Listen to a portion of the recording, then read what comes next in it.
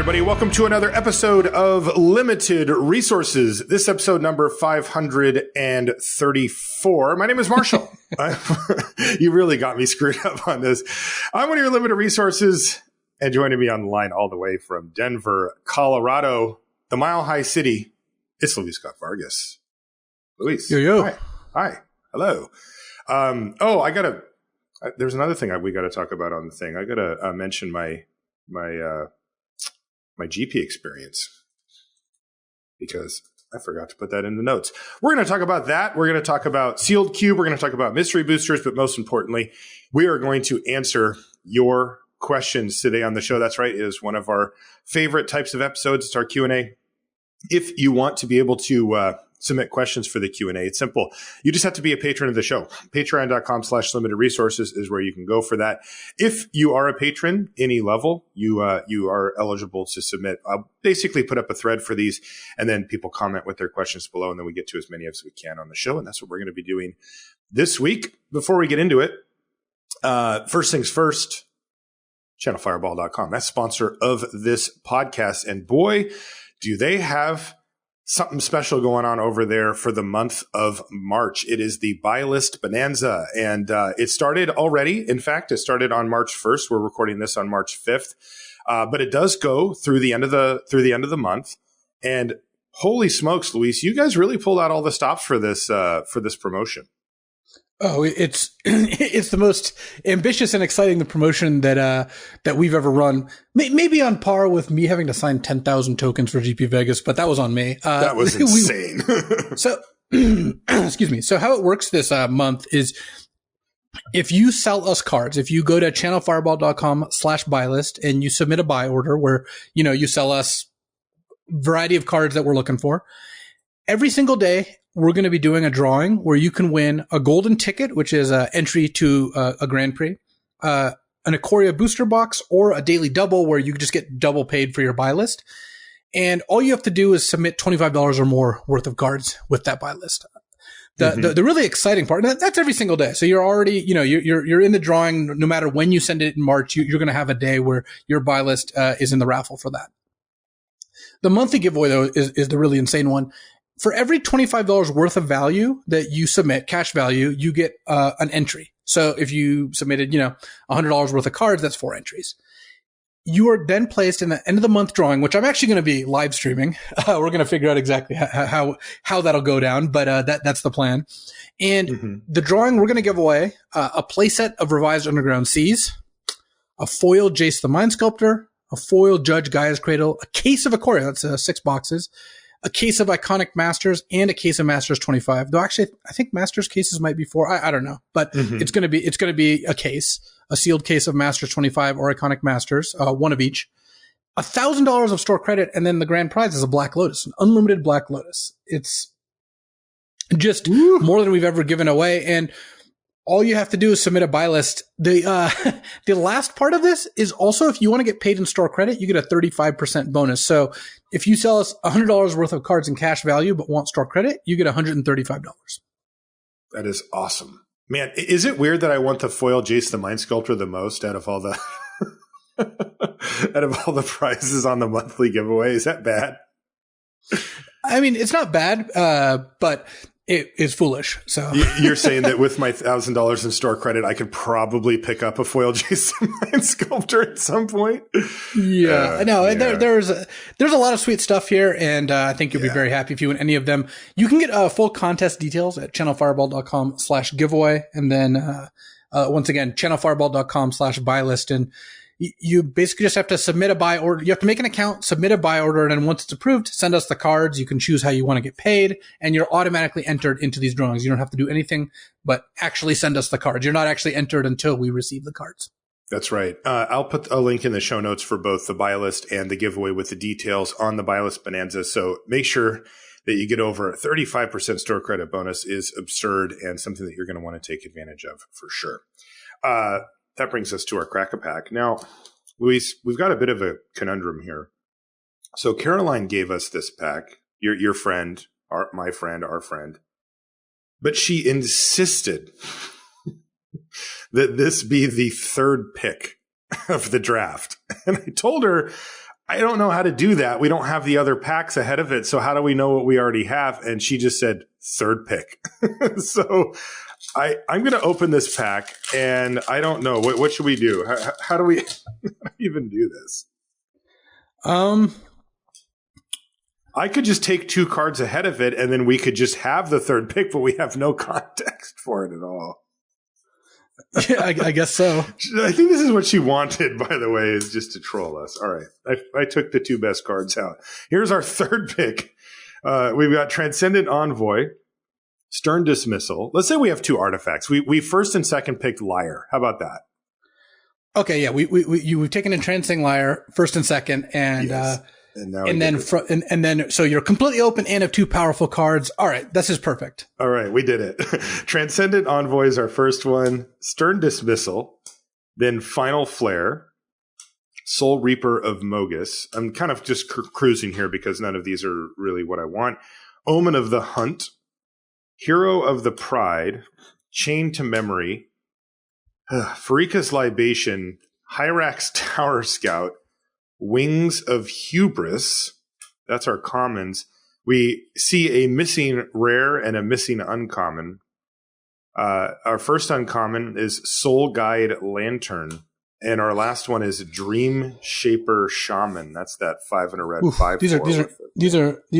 This is not a good pack. Man, Caroline really gave us the bad pack, didn't she? What are we supposed to take here? Look, I'm even having a problem because normally when we go through a crack-a-pack, we start listing out the cards we take.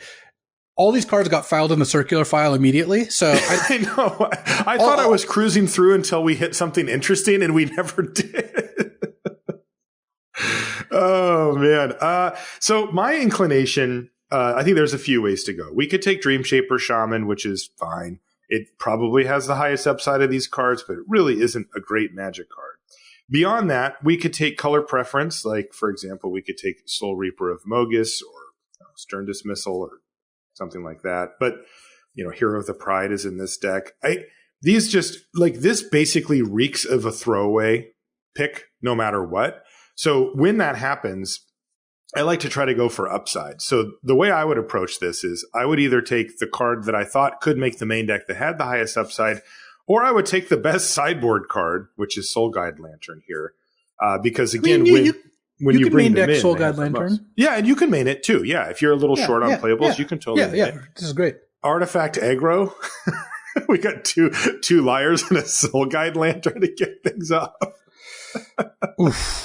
Caroline, this pack's disappointing. Caroline, please. I would probably Dream Shaper because the 2 liars are good at controlling and slowing down the game a little bit, and then Dream Shaper Shaman is a good finisher. There you go. I like it.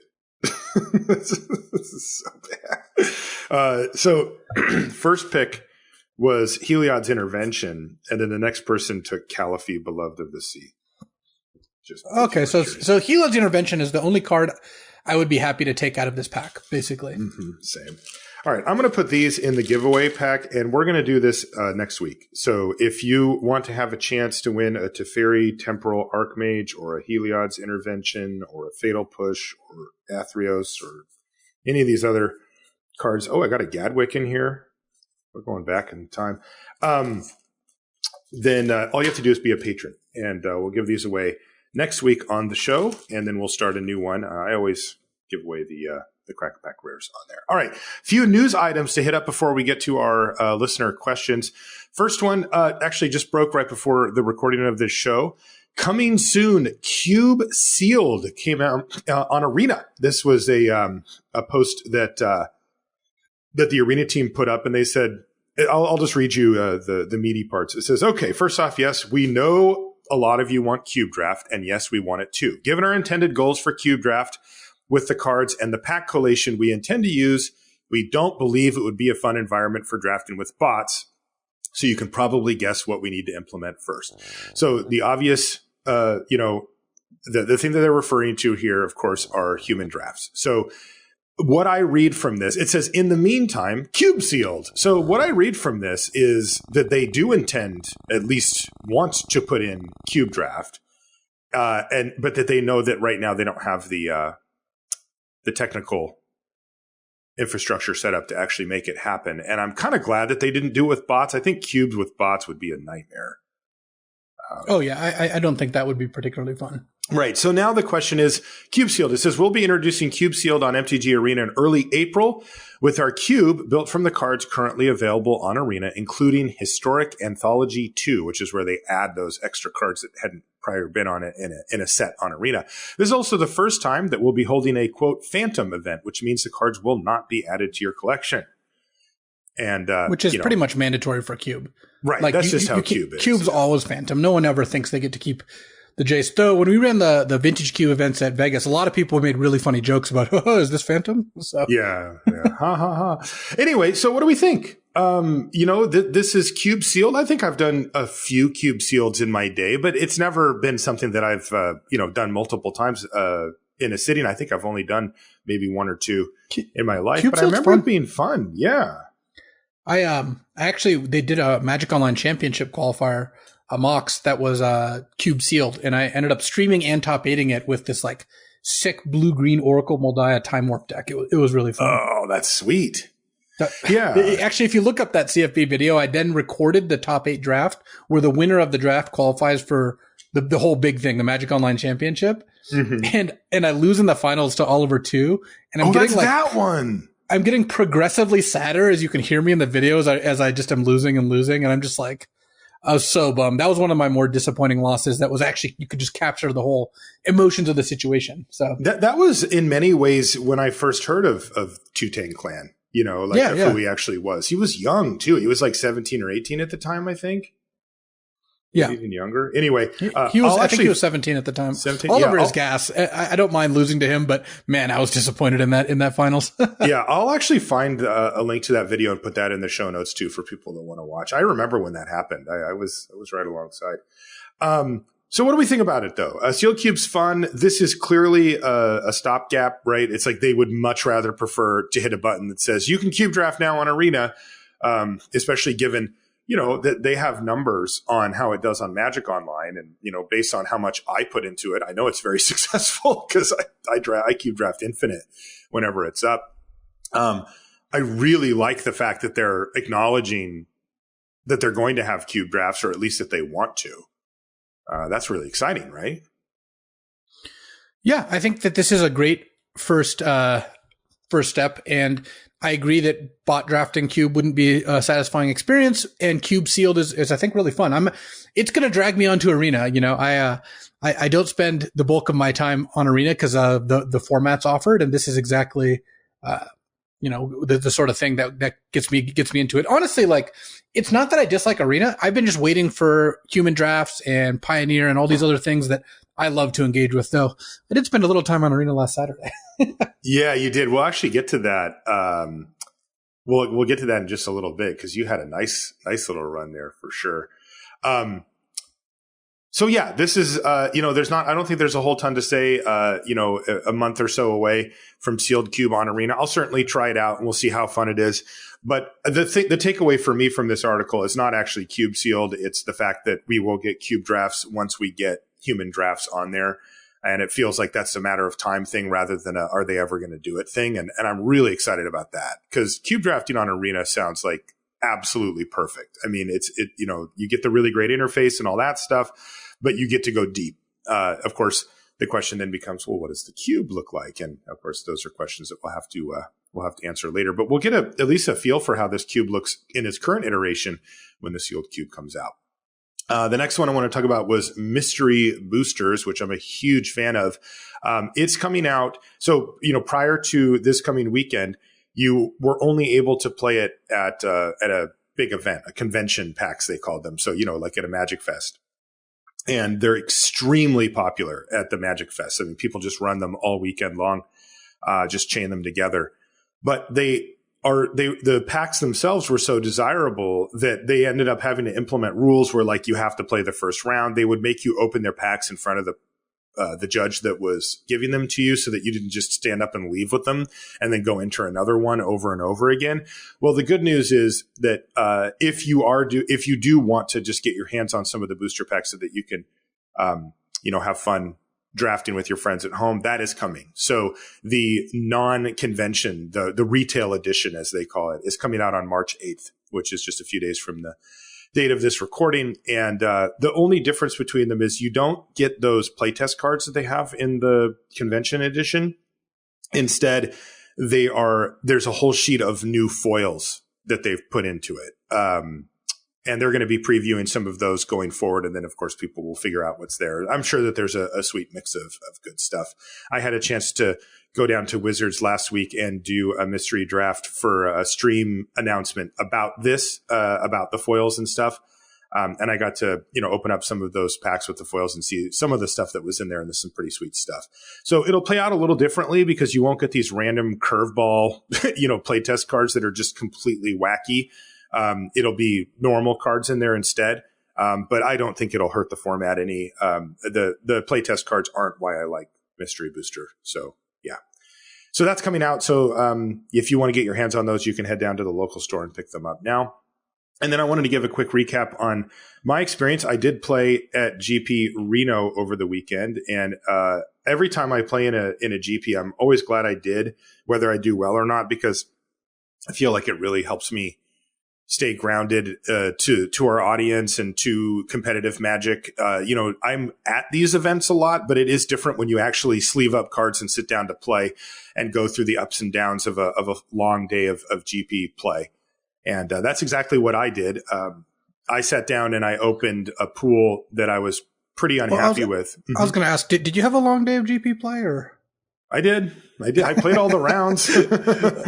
So I guess I did. I guess you always have that. I guess you always have that option. Yeah. I volunteered myself for a long day of GP play.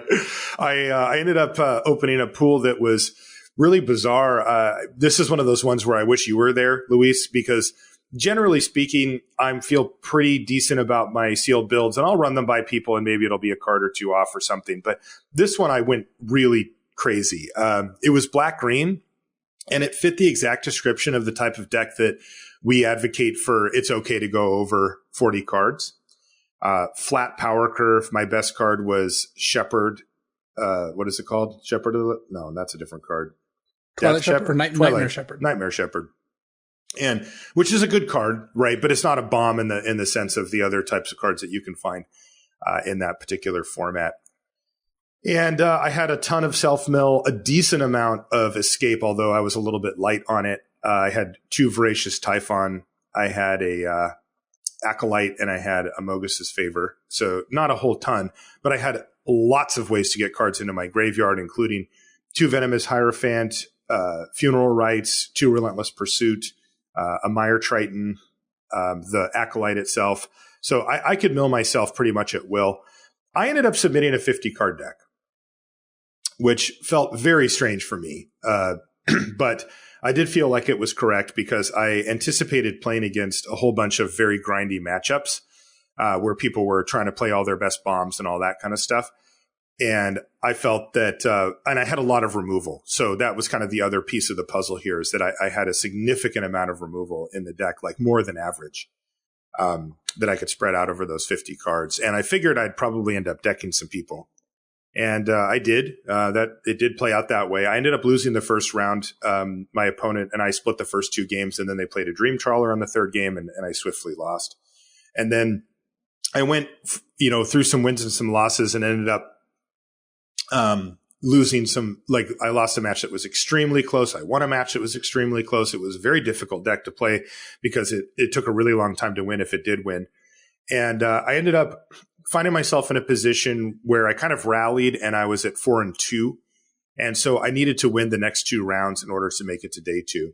And unfortunately, me and my opponent had a very, very grindy match where game 2 took forever. And by the time we got to game 3, we didn't really have any time to finish. And that would have left us both with a draw. And a draw at that point would knock both of us out of day 2 contention. And my opponent was pretty upset about it.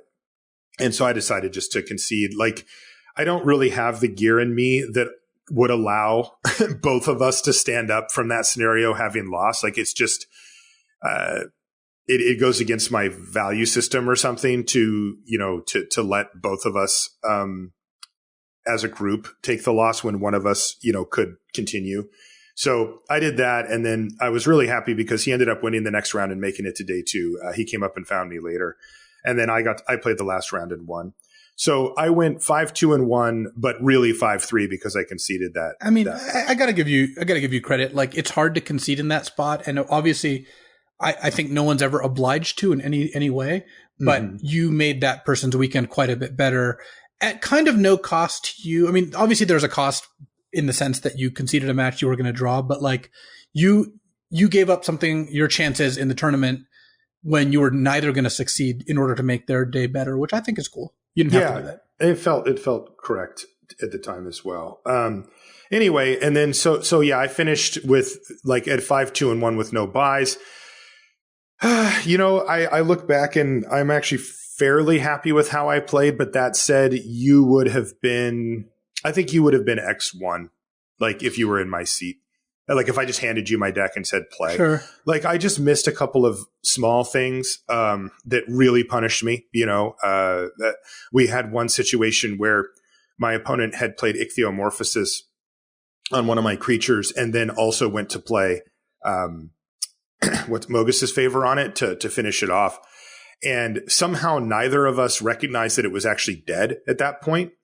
And we had a little scuffle over like trying to remove the Ichthyomorphosis and then blinking it with Flicker of Fate. And then one of us is like, well, wait a second, this should just be dead anyway. And we're like, oh, wow, okay. And so we ended up getting a judge and we re-round. But the point is that I should have noticed that because I had a Lampad of Death's Vigil on the battlefield and I could have just sacrificed it in response, just, because I should have known it was just going to die. But I missed it. And then I ended up getting my opponent to 1. And then they cast Elspeth Conquers Death and killed one of my things. And then it went to the graveyard. Then they cast Lagana Band whatever and got it back and gained 5 life and cast it again. And I was like, okay, I'm done here. And I ended up losing that game. So like that was actually that one that we drew as well. And I had won the prior game. So that would have been the match, but I punted. So it's one of those things where like, those little 1 life here or whatever can really add up. I lost another match by exactly 1 life point. In fact, it was actually a really sick spot. You would have liked, Luis, but I had 3 cards left in my library and I had a Skull of Grove Dancer. I was being attacked for exactly lethal. Actually, I had 2 Skull of Grove Dancers. So, and I counted out my cards and 2 of the cards were lands and 1 wasn't. And I only had 3 mana. So I needed to flip, best 2 out of 3 and I missed. Oh, yeah. But those are the rough ones for sure. They are, but also like, dang it, I just know for sure that over the course of that, 22 turn game or whatever, that I could have hit for 1 more or gained 1 life or blocked differently or something. And, that's where, again, like a player like you would have figured that and ended up winning and I didn't. That said, it was really fun to do. Like, it really felt great to be like, competing like for real stakes and do that. The second day I did a PTQ. I did a sealed PTQ. And I lost an early round, which is really tough because you don't have much wiggle room in those. And then I ended up winning out and going into the last round, I could win the match and be X and 1. And my tiebreakers were like in the middle of the pack, and that wouldn't have been enough for top 8. So neither me nor my opponent, who only had 1 loss on the day, were actually playing for top 8 in the last round, which is just ridiculous. But that's kind of how those go because they have to get them over with. I ended up losing that last round anyway. So I went, 4-2 in the PTQ and then did some mystery drafts. But anyway, overall, a successful and fun weekend. And it did make me want to play more of them. I mean, it's cool when you get the opportunity to go to a Grand Prix, a limited one that's like within a couple hours of flight from you when you're not doing something that weekend, which is not like, the stars have to align for that. But I'm hoping to make it out to Seattle for the team Grand Prix. That's my plan too. I mean, I live here, but I've got a team forming here. So I think, we'll stomp whatever chumps you end up playing with, whatever scraps you can get together. Who are you playing with? Who's your team? Currently playing with Pat Cox and Oren Beasley.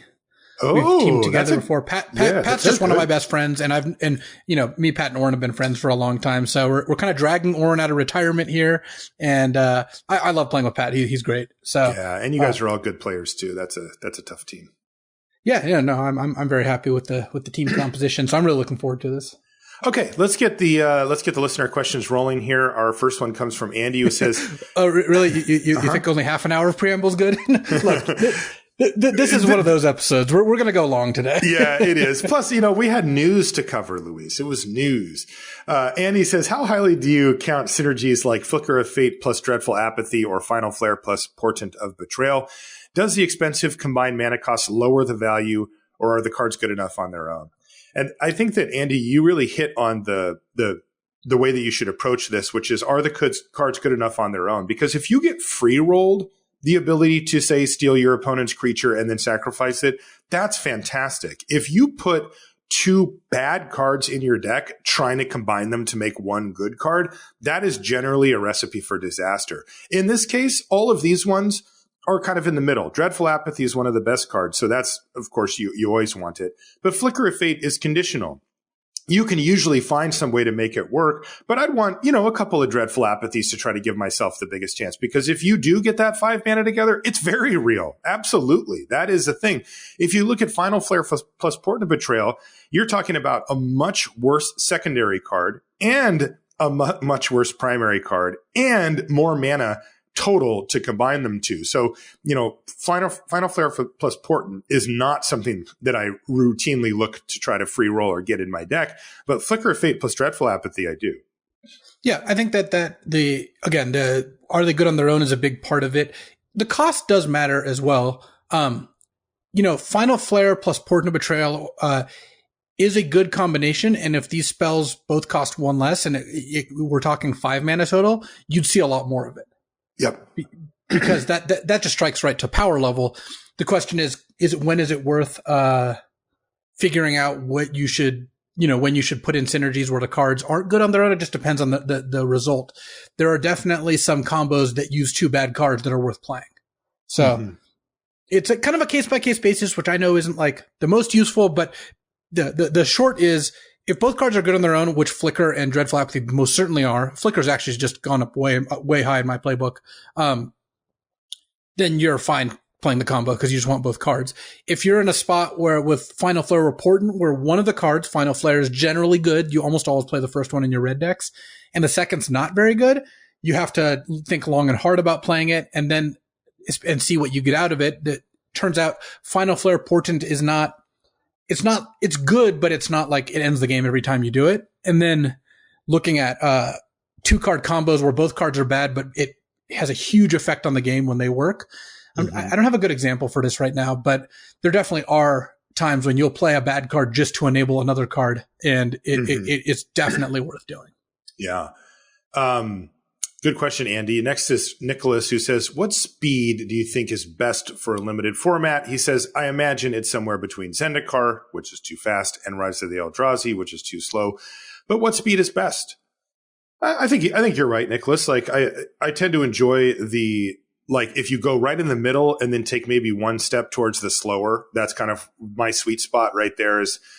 Look, I really enjoy Rise of the Eldrazi. It's one of my favorites, but I also recognize that that's a personal preference. And if I had to pick the best, air quotes, speed for a limited format, it would honestly be something like Theros. Like, that to me is perfect. That's exactly where I want to be. Basically, I would tend to be on the slower rather than the faster side, shocker. But I really do like it when aggro decks are real, because I feel like it just gets to this like race to the bottom when they're not.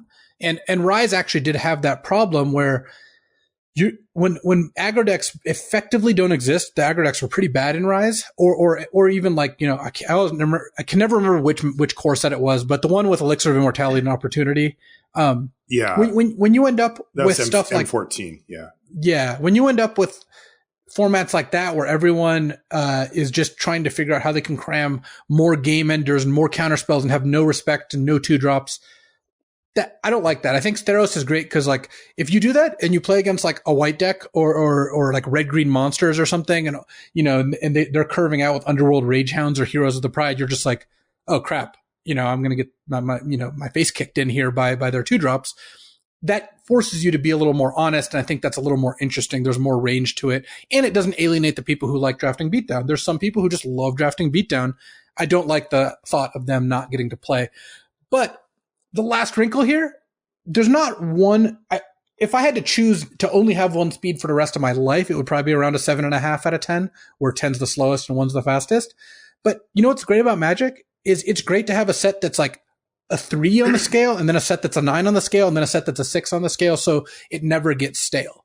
Right. And that's the ultimate answer, is that every set needs to be its own thing, and there's a range I like more than other ranges, but I'm always happy to go outside that range for a set.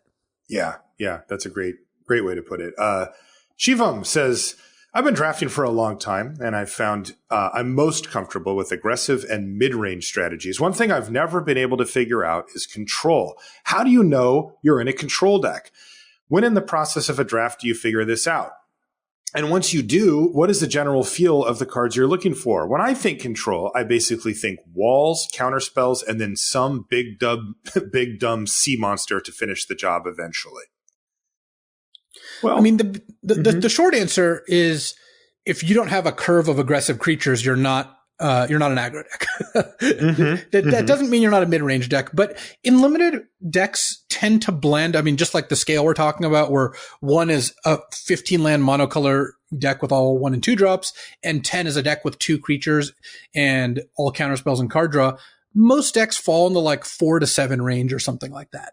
You just end up in kind of a mid-rangey territory, even if you're a quote unquote control deck.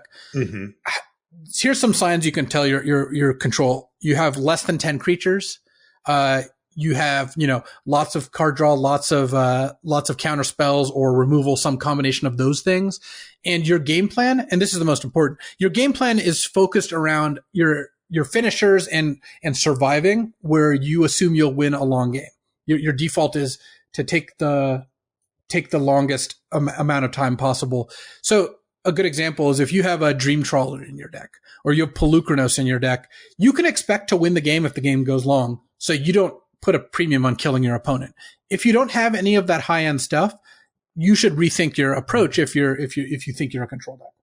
Yeah, another word that I like to use for control to help you identify whether you're drafting one is inevitability.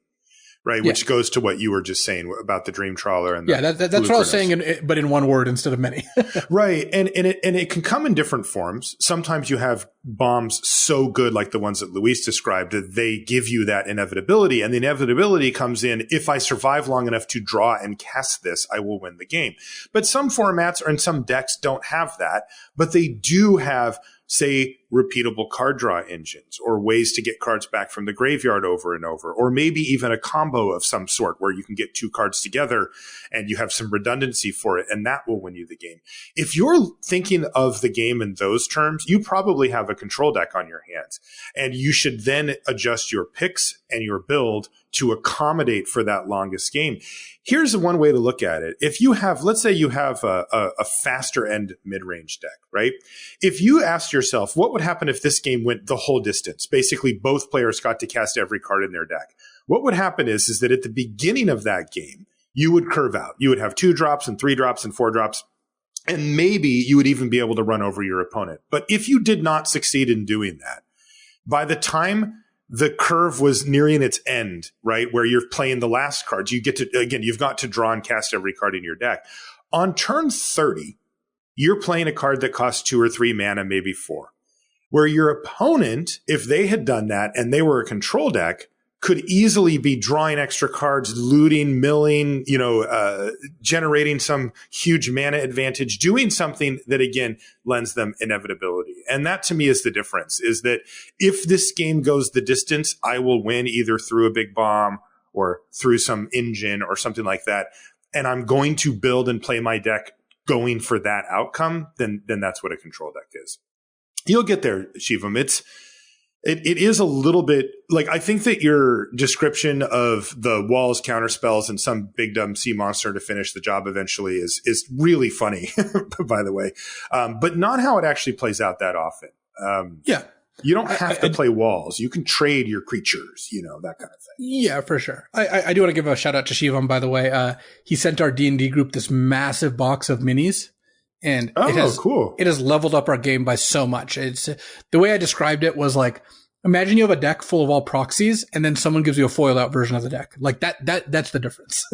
So I gotta thank him for that. Yeah, that is awesome. Yeah, Shivam's also a fellow podcaster, Casual Magic, etc. Really, really nice guy too, good friend. Next comes from AJ, who says, "Hey, Marshall and Luis, thanks for everything you do. My question is, have you both left Arena Draft behind until they implement Human Draft? I know you'll both do a handful when the set is new, but otherwise, unless I'm mistaken, you both go to Magic Online for your drafting needs. What would need to happen for bot drafting to keep your interest?" So first things for them first, to be humans instead of bots. Yeah. So the answer is largely you are correct, AJ. I have shifted most of my drafting back to Magic Online, mainly because I really, really prefer drafting against humans just from a feel and diversity perspective. Like you just see a lot more different decks, different drafts, different things.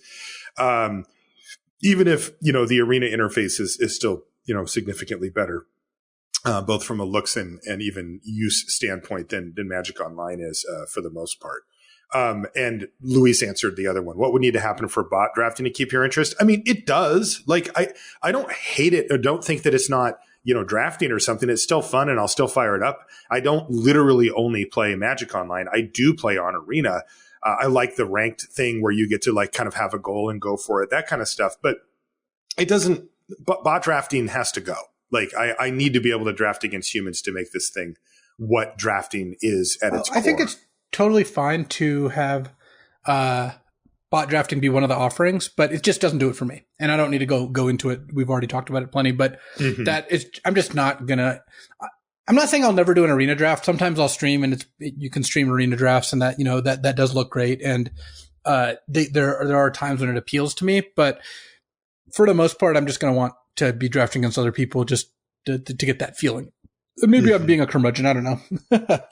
Yeah. I do agree with you, by the way. Like if the way I thought that it was going to go when Arena first came out, and maybe it is, but the logical progression for me was that they would have like best of one bot drafts as the, quotes, quick draft option. Right. So you're in line at the DMV and you're like, well, I've got 12 minutes I need to get rid of here. And you can just fire up the draft. And one of the great things about bot draft is that there's no time limit on when you take your pick and you can leave the draft and then just come back and pick up wherever you left off. That's really powerful, convenient, awesome stuff. Right. And then make it best of one, so that you can just play one game when you're in line and then, you can leave again and you're not stuck playing a match, and then have regular draft or whatever you want to call it that is against humans and is best of three. Right. And that's for when you have a little more time to sit down and kind of crack your knuckles and go, all right, I'm going to do a booster draft tonight. I'm going to make some popcorn. I'm going to fire up my favorite movie and we're going to have a draft session here. Right. And that's where I thought they were going. And I don't know where it ends up or whatever, but I certainly see a place for bot drafts in that context, because they do fine. I mean, it still feels fun and all that stuff. But it's just without that human element, you're really missing some of the core things. I don't think you're a curmudgeon, by the way. Michael says, I am, but maybe not about this. Yes, there you go. Good correction. Good correction. Michael says, how do you think the rare drafting of bots on Arena affects the viability of different types of decks? For example, is the 5-color good stuff deck just weaker on Arena because you are unlikely to get past rares in pack 3? I don't even know if that's true, Michael. On my Arena drafts, do they just pick? I mean, don't humans pick rares also? Like, well, they're saying that for context, the Guild of Ravnica bots let you see 5.6 rares mythics per drafts, and in Theros it's only 4 per draft. It doesn't affect the viability of any decks. Like, humans or bots, you're not getting 5th pick Dream Trawlers or 4th pick Perforos's Interventions or whatever cards you're thinking of. It's just not going to happen very often. Like, sure, sometimes a human will pass. Like, you could get a 3rd pick Kiora Best the Sea God, maybe, but I just don't even think most people would just hate draft it anyway, because that's just how people are, or switch colors or whatever. So I don't think this does a whole lot of difference in terms of what you're going to be able to draft or expecting. Yeah, don't worry about it too much. I mean, Michael, there are plenty of things that arena bots do that do change how you should draft. This does not happen to be one of them, I don't believe. Right. Next question comes from Matt, who says, other than Magic, what games, video, board, or card games did you love playing growing up? What's your second favorite strategy game now? Well, I played a lot of video games growing up myself. What were your classics? What were your all-time bangers? Super Mario Brothers. I played a lot of Street Fighter 2 against a friend of mine. I got into Halo and Halo 2. I played Counter-Strike for a while. What was the other? I mean, when I was young, like I got a Nintendo, like an OG Nintendo when I was 10, right? Which was like the best gift I ever got. It was my Christmas present. And it was funny because I really wanted it, even though I didn't actually know what it was called. Like I thought it was called an Nintendo. And somehow my mom figured out that it was Nintendo. And, this is like the original NES. And this was the thing, like, I think I had an Atari or something, or one of my friends did, or whatever, like the ancient video game systems. But, the Nintendo was the one that kind of like, made it the same. Like that would be the base for gaming systems that we have now, like the modern console, right? A controller, the thing, all that.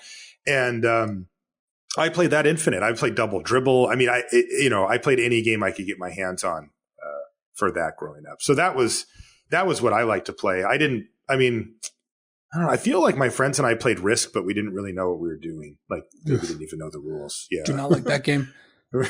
Risk your friendships is what they say. Yeah. What about you? You were like very competitive at some video games, right? Yeah.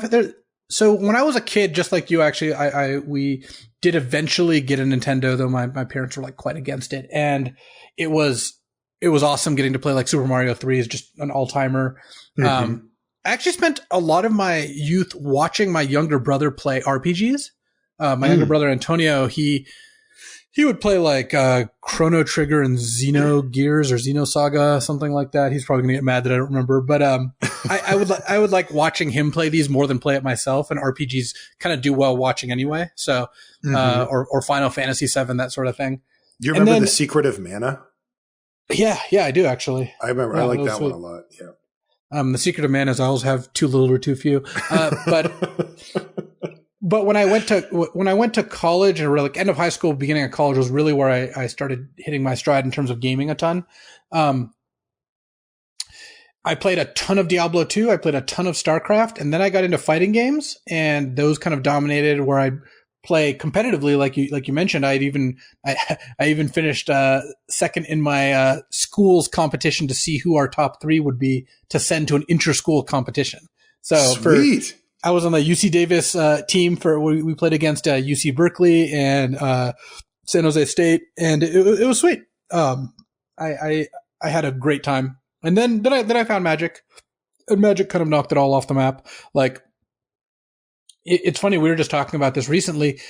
Go to any like mega entrenched Magic player. I'm talking you, me, anyone who's like played on the Pro Tour, and basically anyone who's like slaved at getting themselves to like the top echelon of like Magic skill, and you look at their gaming background and they just have a huge void over the last 10 years.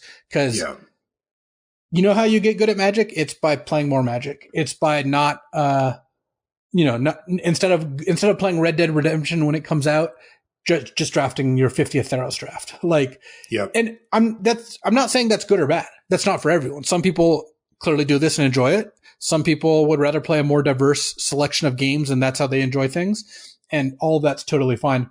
I will say now, though, I am actually getting super into D&D. I mean, I've been into D&D forever, but we have finally hit our stride in terms of having a good group here in Denver. We're actually playing just about every week, which is incredible. If you've ever played D&D, you spend about half your time trying to figure out when you're going to play. So, it's a lot of overhead with administration stuff. Well, you're trying to get 4 to 6 people in the same place at the same time for like at least 4 hours to get a good session in. And it's a common trope that you spend more time trying to figure out when everyone can play than actually playing. But we've actually kind of got it nailed down where we just everyone just prioritizes it enough that we get to jam. And that's why I was so excited about those minis. That's really cool. What's your second favorite strategy game now? What's this other question? I guess I would say poker, but I don't really play any other games now. For me, it's Eternal. I mean, I am biased because I work on Eternal. This is a game. You go to eternalcardgame.com, actually. And, I do have to say that I'm one of the people who works on it and have been for quite a few years now. But I also do think it's awesome. And whenever a new set comes out, I really enjoy drafting it. I do coverage of the big tournaments, and it's a game that part of the reason I like it is because I worked on it and I get to kind of make it or help influence it in ways that I like. So that's that's sweet. Not a big leap there. So yeah, that would be my answer. Jonathan says, I don't know if you're taking non-limited questions. Of course we are. But I saw that Luis had a perfect run in the arena tournament with Teamer Adventures. What does he think of the deck and the matchups? Was there any good stories from the perfect run? So he's talking about is it the first Mythic Point challenge? Is that what that was? So it basically, you play until you get 10 wins or 3 losses. I didn't have a chance to pick up any losses, unfortunately. Just had to settle for 10 wins. And this actually steals my sign off. I was going to do a mini constructed resources, but I'll just talk about it now. I played the Teamer Adventures deck that Aaron Gertler won DreamHack with in Anaheim. And basically, and we were talking about this before the show started, it's got 4 Lucky Clovers, which it's a 2-mana artifact that whenever you play an adventure spell, copy it. And 4 Edgewall Innkeeper, 1-mana 1/1 that whenever you play an adventure creature, draw a card. And then the rest of the deck is all just adventure creatures, Bone Crusher Giant, Fae of Wishes, Brazen Borrower, Beanstalk Giant's critical, the Fertile Footsteps, 3-mana, go get a land, and Lovestruck Beast. And you basically have a 1-mana card and a 2-mana card that double the effectiveness of all the rest of your cards. And so what ends up happening is the deck gets to play 2 games. One is Edgewall Innkeeper into Lovestruck Beast, into Bone Crusher Giant, Brazen Borrower, your stuff. And that just puts them under a ton of pressure while filling up your hand. And then the other aspect of the deck is you get a Clover out and you start casting Fertile Footsteps, the Beanstalk Giant card, and get tons of lands into play. This deck routinely has 15 lands. You have 12 basics in your deck and you run out of them in some games. Because you'll have like multiple Clovers and multiple Footsteps, and you have Escape into the Wilds, the 5-mana, exile your top 5 cards. You can play them until end of your next turn. You could play an extra land. And then here's where the deck goes nuts. Here's why it's so fun. You start copying Granted from Fae of Wishes, which lets you get multiple cards out of your sideboard. The deck has 12 unique cards in the sideboard. It's like essentially 13 actually.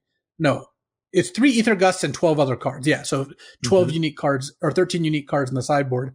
And every game you have access to like Shadow Spear or Storm's Wrath or Return to Nature or Fling. And I finished a ton of games off wishing for Fling plus Expansion Explosion, flinging a big Beanstalk Giant, and then copying it because you don't have to sack another creature when you use expansion to copy it. Oh my God. So I did like 35 damage or 36 damage, I guess, to Sultai once because I had an 18/18 giant and I go fling expansion.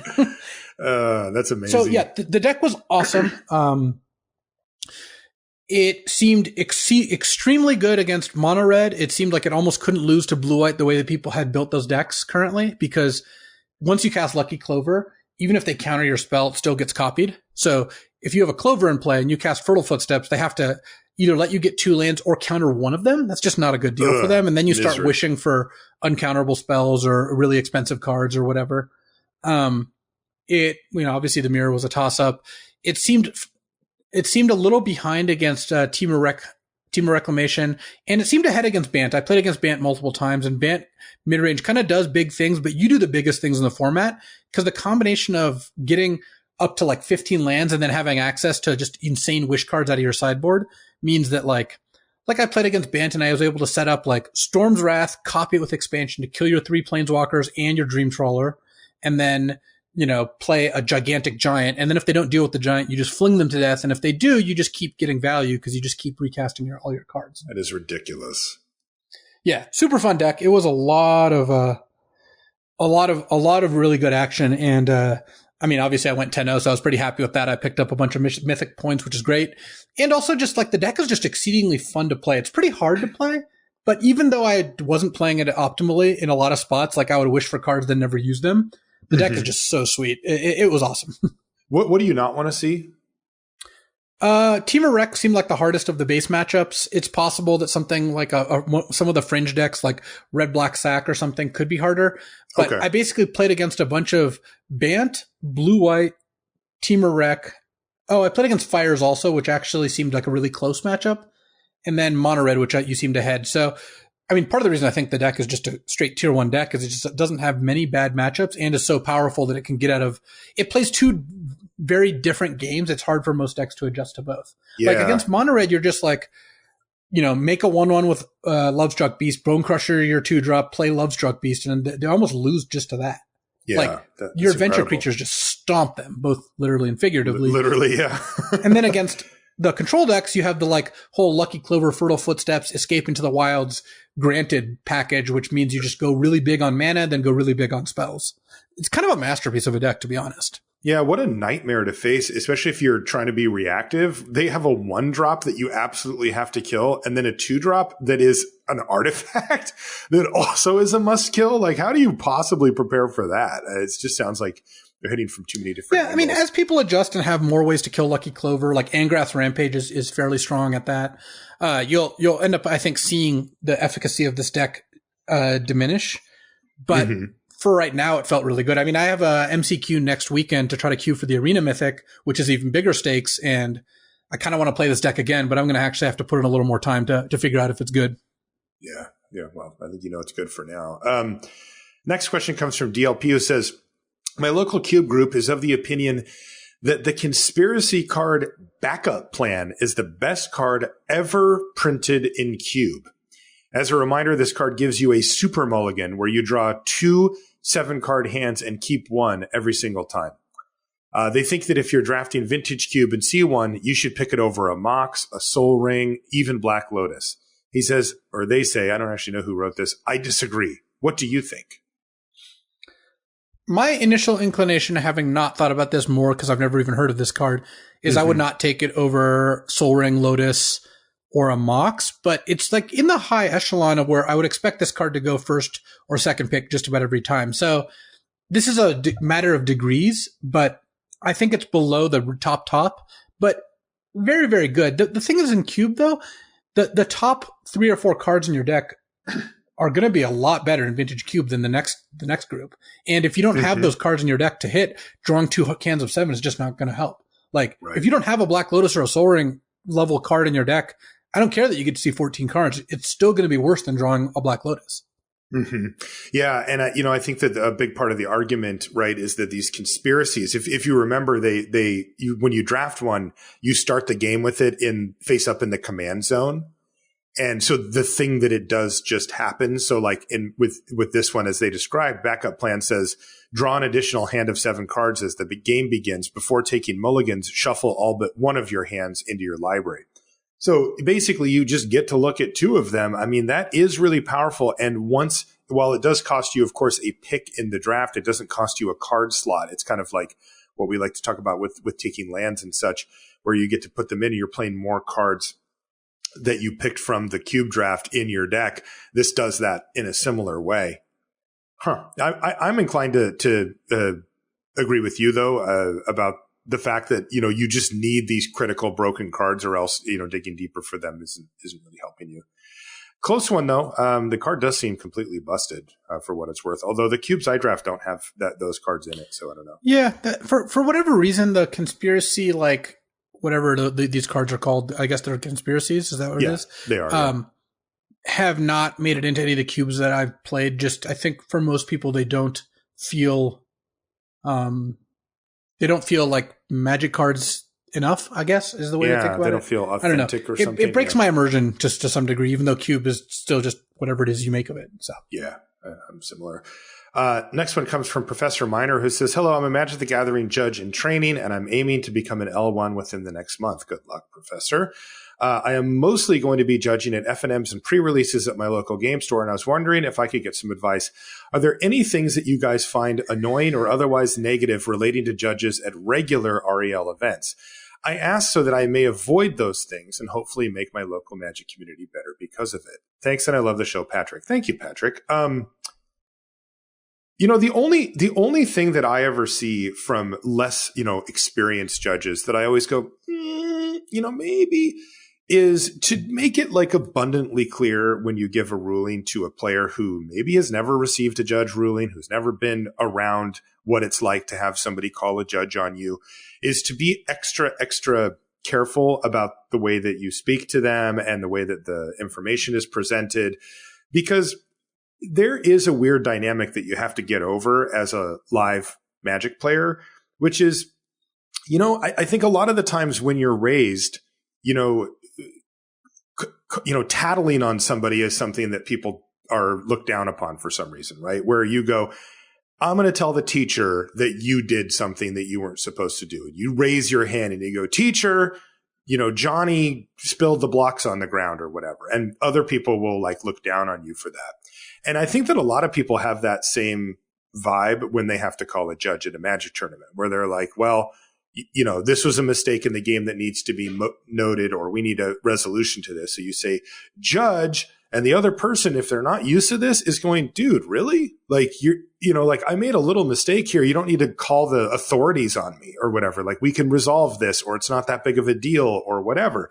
But of course, as you play more and more Magic tournaments, you learn that this is just how it is. And this is an important part of how Magic tournaments run. In the big picture, is that judges need to be called. They need to come over. They need to be part of the interactions and stuff in the game. But that new player doesn't know that yet. And they may feel very embarrassed or outed, or like they've had a finger pointed at them, or guilty or something, wow, I made a tiny mistake in this game and I thought we were having fun. And next thing you know, somebody raised their hand, called a judge, and there's an authority figure coming over to talk to me. This is a very stressful situation if you're not used to it. And I would like to emphasize to you, Patrick, that you make sure that you're as empathetic as possible to that person and let them know everything's good. This isn't a big deal. This is how we handle these things, and have fun, keep playing, that type of thing. Just because sometimes that person really is sitting there going, did I do something really wrong? And I don't think that that's really beneficial to have them feeling that way. Yeah, I think that really focusing on education as opposed to being punitive is a great, I think the judge program in general has done a great job of shifting towards this, as we see penalties get lower and lower for things that don't advantage people or are unintentional. I remember not registering my basic lands at my first sealed tournament and getting a match loss. That's ridiculous. Or, it's gotten better where now, if you draw a sideboard card in game one, instead of getting a game loss, you just get to, they take it out of your hand and put in whatever card it was, or something like that. I don't remember exactly what the fix is, but basically there are fewer game losses now, and I think that's great. Yeah. So I think just trying to be welcoming and basically looking at yourself as a way to facilitate the tournament and help players have a great time. When I was a judge, that's always what I felt my role was: not enforce the rules, not be the rules keeper, not be the teacher, or rather the teacher in Marshall's example that's going to get someone into trouble. Basically, right. My goal is that when players call me over, it was that we resolved it in the way that was, by the rules, but still the best way possible for the game continuing and the players having a good experience. And sometimes you have to deliver bad news, and people get game losses. I got a game loss at the last tournament, so yeah, it happens. But it's just. I think it's an important, because we all know the judges who are there to give people game losses, right? The judges who are there to pedantically enforce the rules. I don't like that point of view, especially at a local shop. At a pre-release, that's just not even close. And the rules even reflect that now. It's so customer forward or experience forward that I don't think, basically, just as long as you keep that in mind, I think you'll do a great job. Yeah. And good luck with it, Patrick. I think that's really cool that you're doing that.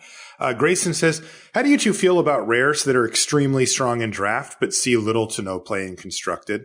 He says he's gotten a little fatigued by recent sets because rares like Kiora Best of Sea God are almost win buttons, yet they don't seem to have that much relevance in constructed formats, so it just feels like the card that exists to make limited less interesting. I do keep tabs on this, Grayson, as well. I think the best example is Pack Rat, which was this obscene rare, really one of the top 2 or 3 rares of all time for limited, and didn't actually see constructed play for a lot of its run in standard. Then it caught on and saw extensive standard play. And it was really funny because I actually felt relieved when it did, because I'm like, okay, good. This thing actually has a reason. I'm glad you added the second part, because I'm like, did you forget the whole year? But you are right that the first year it was out, it did nothing. The second year it was out, it was all over the place. It was just everywhere. The format had to rotate first. Yeah. That's right. But it was really funny because I remember thinking okay, I feel a lot better about this now, because I do think that way that Grayson's saying. Like if a card is printed and doesn't find a home in constructed and it's just obscene and limited, it's kind of like, what are we doing here? And I get it. They have to take shots, right? Like they don't know exactly what cards are going to hit in constructed and which ones aren't. So they have to throw different types of things. And sometimes they're wrong or just it doesn't hit or whatever. But I'm not going to lie. I do judge the cards that way. I do. I'm just like, look, if you were insane and limited and didn't do anything constructed, I hate you card. You didn't have a place. So I do think there's a couple things going on here. One is that mythic rares I have a lot more patience for, give them a lot more latitude. Like Cure Best the Sea God. Yeah, the card's ridiculous. I've lost to it. It's not the most engaging card to play against because you just lose. But it's mythic. I've played against it a handful of times, not all the time. Whereas Glorybringer or Dream Trawler, those I really don't like when they're rare. And even though those two cards also saw or are seeing a ton of constructed play, and they don't fit into exactly this category. I more care about the rares that completely are unbeatable rather than the mythics. The other thing is, you never know. Maybe there's a world where Kira Best the Sea God is good enough for constructed. It's just not this one. And like Pack Rat, you can almost never guess, right? That was just a complete junk card until Theros came in and the set before Ravnica rotated, and all of a sudden Mono Black was just the best deck for a year. Mm-hmm. So I think that you just have to give WotC or R&D a little bit of slack because they don't know what's going to be good. They can take a bunch of shots and they're 20 people or whatever versus the whole world. So it's really not reasonable to expect them to know exactly where every card is going to hit. In fact, they don't. Yes. And I more care about the rare versus mythic divide. Yeah, definitely, because that really does affect how often they show up. Jeremy says, I've been loving Theros Beyond Death draft. I feel that Wizards has been knocking it out of the park over the past year or so with super fun draft sets. My draft experience greatly increased a little over a year ago due to me finding an LGS that does draft for every FNM. So my question is, with the increase in quality of sets, how has card evaluation changed over the past couple of years? The past couple of years, not really that much. We have seen that shift where they'll print premium removal at cheap instant speed costs again. Somewhat recently, but beyond that, the fact that the quality of the sets has improved. And by the way, I agree with Jeremy. I wasn't such a big fan of drafting Eldraine, but this set has been fantastic. I still really enjoy playing it. I played in the GP, really enjoyed it. I think that they really crushed this Theros Beyond Death, but I don't think that's really changed the way that we evaluate the cards. They have to change something fundamental about the way that they construct the sets or the types, the approaches that they use to make us do that. Yeah, the cards have generally gotten better, but it's also not always just a straight up, progression upwards. There are some sets that are weaker than others in terms of power level, and it only matters within the set. So it doesn't change how we approach card evaluation in general. Right. Jeremy says, a couple more questions. Sometimes it has been correct to play more than 40 cards in this set. Does that apply to sealed too? And I'll say, yeah, it did. I played 50 and I thought it was correct at the GP. Also, has this ever happened in any other sets? Was there a deck in an older set that needed more than 40 cards? Yeah, the best example I can think of was Innistrad. Yes, Spider Spawning deck needed more. Where you had a bunch of self-mill, you wanted to mill a bunch of creatures, and you could get a lot of ways to mill yourself. So at that point, you're better off playing more than 40 to give your graveyard more ammunition. Kind of the same deal as now. Yeah, but we should mention here that it is very rare for this to happen. And, we've seen some people send us decks and stuff on Twitter and the like that, have me going, oh, no. One of the things I always try to hammer on the podcast is the application of principles, right? The idea that we're going to give you this tool, this idea, this thing that you can sit down at your next draft and actually use to help you improve. But if you misapply it, you're actually hurting yourself.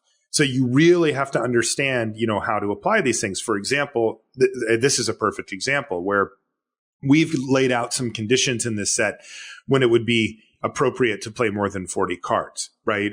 Generally in the green-black archetype, generally if your power level is flat, generally if you don't have any super bombs that you're trying to get to, and if you have enough self-mill plus escape, it can be correct to play more than 40. That's a lot of conditions, right? That's not every deck. That's not every green-black deck even.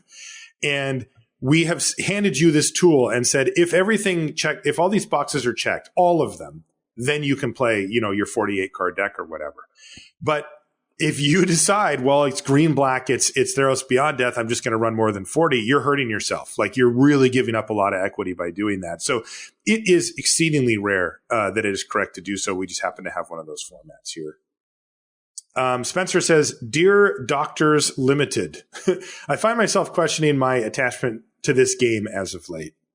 As far as outstripping my friends' interest in the game, I proceeded to try out a few GPs and local tournaments. Limited only, I don't have the funds or patience to keep up with Constructed. However, I've had a dreadful run of opening mediocre at best pools and burning out on day one every time.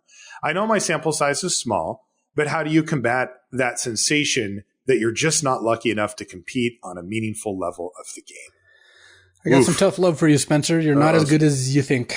Yeah. And that's not a beat. It's just the truth. If you're at the point where you think it's luck holding you back, it is just going to be that you're going to need to spend a little more time refining your skills. I'm not saying you've never gotten unlucky. Clearly you probably have. We all get unlucky sometimes. People don't get luckier or unluckier than other people at a baseline. Like, yes, you can point to people who are luckier or unluckier once you look at the results, but this doesn't inform your future results. And we live in a small sample size world. So I don't blame you for feeling this way. This is a feeling that a lot of people have, but doing 5 tournaments is not a big sample size, but 5 tournaments is a lot. Like, that's like 2 months worth of tournaments, right? Maybe more. So the best advice I can give you is try to focus on the things you could do differently rather than the ways you got unlucky, because it'll do 2 things. One, I think it takes some frustration away. At least it does for me. When I look at a tournament where I did poorly and I look at the ways I could have improved, it helps me focus on that rather than the ways I got unlucky, which did happen. You get both unlucky and lucky in every tournament. And if you focus on what you could do better, because there's always something you could do better. If you say that you could play a tournament without realizing anything that you can do better, or that you don't think there's not anything you could have changed, then I just think that you're again not at the level you think you are, because you're not seeing your own mistakes. I make plenty of mistakes. I just said I went 10-0 in this last arena thing, and I made mistakes all day. I'm at a point where I can spot my own mistakes and generally account for them, and that's where you need to be. So I feel what you're saying, Spencer, but I did have to kick it off by saying, like, you're focusing on the kind of the wrong thing if your goal is to improve. If your goal is to have fun, maybe, and you're not having fun, I can't necessarily tell you should feel differently, because you feel the way you feel. But if you're straight up asking, how do I improve? How do I combat the sensation that I'm getting unlucky? The answer is look at what you could do better and just keep working on that. And that can be satisfying in and of itself. And the tournament results generally will come. If you get to the point where you actually are making a lot of really good decisions, you're gonna win some matches. And sometimes they'll all line up in the same tournament and you'll win the tournament. It'll feel great. Yep. Good stuff. Thomas says, pointed a bit more at Marshall, going back to Throne of Eldraine, I recall you being fairly worn out on Eldraine Limited rather quickly, and I shared the same sentiment. What do you think it was causing that feeling? Because when I looked at the set, the cards and mechanics were sweet. It didn't feel bomby, but whenever it finished a draft at F&M and get to the games, it felt lackluster despite playing out what looked like good limited games. I actually felt really similar to you, Thomas. I didn't have anything that was like, I don't like this about a format and this has that, so I'm out. It never came together for me. I never felt like there was something when I opened up my first booster that I thought, oh, I might have this sweet blankety blank deck, or, oh, I'm going to open up this cool uncommon, I might be able to build around it. Or what if I get the, all blankety, whatever. I just didn't have anything like that. And every deck I drafted, I was like, well, this is that deck, I guess. And then I would play it. When I play Theros Beyond Death, I open up a card and I might be like, ooh, I could be the four powered red-green deck. Or, oh, I got Utopia. I can go off here and maybe I could be like this full-on constellation thing. Or I can now try out this 4 or 5 color deck.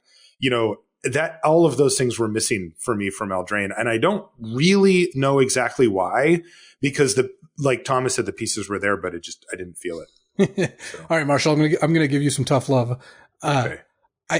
I think after thinking a lot more about it and looking at Eldraine again, I think we just were down on Magic more than down on Eldraine. I really don't think it's Eldraine's fault. Oh, interesting. I really don't. That was a tough stretch. It was a tough stretch. I think it was for a lot of outside factors. And again, you feel the way you feel. I did too. I'm not saying I feel differently now. Even the thought of doing an Eldraine draft now does not appeal to me. But I think we were just unfair on the set. I actually think the set is pretty good. We didn't enjoy it. And, you know, part of that is too, we talk to each other all the time. So when one of us doesn't like something, it can get amplified a little, right? Yeah, for sure. And like, you know, we're both on kind of flip sides of the Magic competitive circuit, but we both feel the things that affect the other person as well.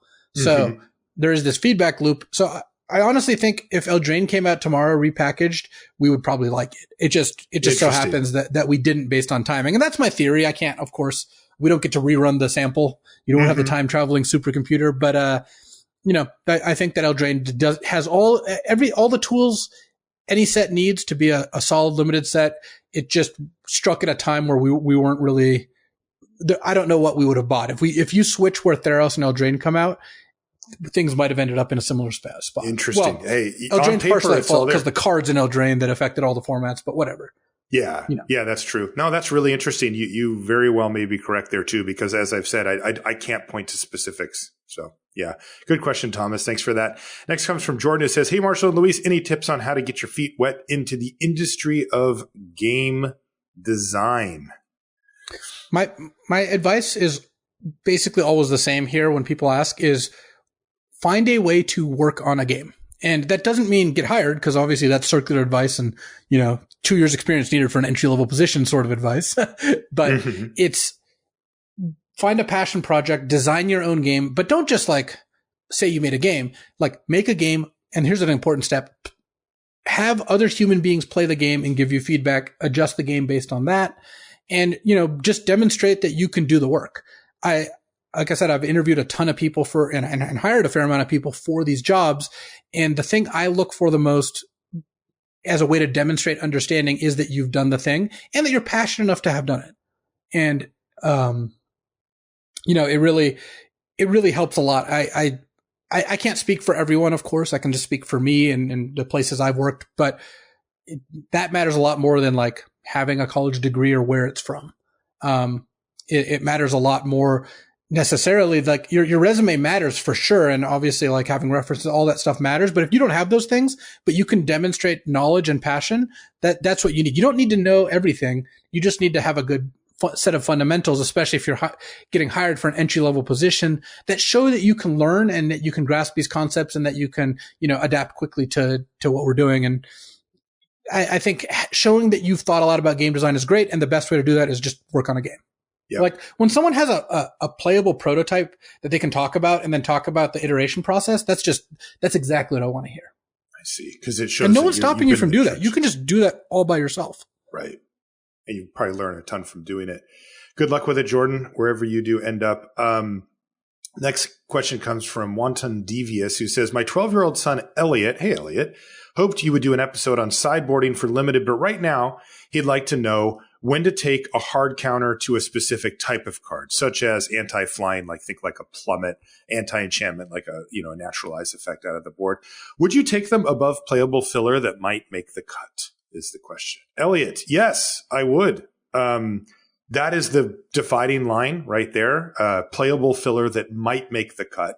Generally speaking, in a modern limited set, and certainly for Theros Beyond Death, you will not find yourself short on playables very often unless you make a considerably late draft switch into another color. If you basically find your lane halfway through pack one and just stick with it, you will have plenty of playables. And that to me opens up space for high impact sideboard cards to be taken over those. And that actually came up in our Crack-a-Pack, when we talked about taking the Soul Guide Lantern. We decided against it there. It was third pick. But that principle is what's being applied there. If the Soul Guide Lantern coming out of the board is the type of thing that you really feel like you want to have access to, you can take it over, all the other cards in that pack outside of the one that we took, just as an example. So that is the line that you're trying to find, is how likely is this card to make the cut in my deck and what is filler. Now, this does put a lot of pressure on you to understand what those are, right? If it's if it's actually a card that you really, really do want to put in your deck and you take a sideboard card over it, that is not good. Like that is a big mistake. If you, are green black and you pass a loathsome chimera for some plummet or something like that, you're messing up. You're making a big mistake. But if it's just a Hyrax Tower Scout, for example, and you take a naturalized effect over it or something, that could absolutely be correct. Yeah. The way modern sets are, I would err on taking powerful sideboard cards over mediocre playables. Right. Sean Kelly says, if WotC decided to end the reserved list, oh boy, this is a deep topic that tends to get a lot of people riled up, and remaster the sets chronologically, how would you make the sets fun and limited? And what would constructed be if there was a time machine format that only allowed cards from the pool of reprints, essentially the standard of 1994 and 1995? Or would constructed be fun? Oh, is that what it says? And would constructed be fun? Thank you. Yeah. So the first answer is, how would you make sets fun and limited? Some would be rough. Like, I think like Legends and Antiquities are just not salvageable. Mm-hmm. What I would probably want to do is like combine a bunch of sets, do a curated, like people already do a 93, 94 cube. Mm-hmm. You could do something like that. And then, so to give people a little history lesson, Mirage is the first set designed with limited in mind. And that doesn't mean no one ever played limited before, but honestly, like, people didn't really like that. Like, people played sealed because that's kind of how Magic was designed to be played. But the first time I did draft, no one knew what we were even doing. I think we opened like starter decks and took 2 cards. Oh, and like, it just, none of it made any sense, Mm-hmm. So Mirage is the first set. And if you are actually interested in drafting Mirage, where is it? Diamond Valley on Twitter is a card dealer, but also sells these Mirage draft sets where they put together packs of like remade packs of Mirage, have Mirage basics and Mirage deck boxes, and you can buy the whole set and draft Mirage. It's pretty sweet. Okay, that's actually kind of cool. Yeah. Yeah, that's exactly what Sean is actually talking about, basically. Mm-hmm. But I think that you would need to do some work on the really old sets to make them limited playable. And then just drafting Mirage forwards is just great because those sets are all, I think, very fun to draft. Mm-hmm. As for would Constructed be fun, I actually don't think it would be that fun because part of what was fun about Constructed back then is like no one knew what was going on. If everyone knew what was going on, the broken decks would be way too broken. People still found the broken decks, but it was less bad than now. Now everyone would just be playing the same 1 or 2 decks all the time because there was so many busted things going on, and there's like 0.001% or something or less of the number of people playing competitively. Mm-hmm. Yeah, I think that you can't. It's hard to estimate the difference in the way that we approach this game now. How ruthless people are with card choices and deck choices, and how things get pared down so quickly once they're thrown against the machine of online and internet trading of deck lists and that kind of thing. Ryan Chen says, I still feel like I need your opinions on this very important discussion. If you stack a lasagna on top of another lasagna, both baked to completion, is it 1 lasagna or 2? Well, it's clearly 1 lasagna. Lasagna it's kind of like Legos. Like, it's fungible. Yes, there might be like, look, if you stack a bunch of Legos, obviously you built something there, but like you don't, the Legos become part of a larger whole. Like you can stack like a hamburger stacked on top of a hamburger is clearly 2 different hamburgers, or even better, a burrito stacked on top of a burrito. But a lasagna is like soup. Like if you poured a pot of soup into another pot of soup, you just have 1 soup. You would not have 2 soups. I agree. You would have 1 soup. Next question. Thank you for that question, Ryan. I'm glad we got that out of the way. Santino says, hey guys, love all your content and the work you do. Even got to draft with you once at GP Sydney, Marshall. Cool. I remember that draft. Anyway, my question is, how do you feel about white in Theros Limited? Does it seem to be a higher pick choice opposed to previous recent sets where it's been a flop? Why is this? And Santino says, cheers. Thanks for the question, Santino. I have, it's better. It's better. I think red's the worst color. So white's good in this format. Yeah, you can draft the white cards. They exist. And, it's a little more balanced. It's still not the best, but that would take busted removal. The answer as to why is just, does white have powerful commons and a well-supported theme? And the answer is yes. So it's not super complicated, to be honest. Yeah. Like white struggles more than other colors, I think, because its themes are kind of inherently weaker. But, that doesn't mean that it has to be weak. And in fact, in the set, I think it's quite good. We're going to get to the heavy hitting stuff now. Matthew says, howdy guys, Marshall. I hope you had fun courtside at the Kings game the other night. I super did. Woody, who's been on the show before, he won a raffle at his work to win courtside seats for an NBA basketball game, the Sacramento Kings versus the Washington Wizards. And he invited me to go. And so we drove there after the GP from Reno. He lives in the Bay Area, so it's not too far from Sacramento.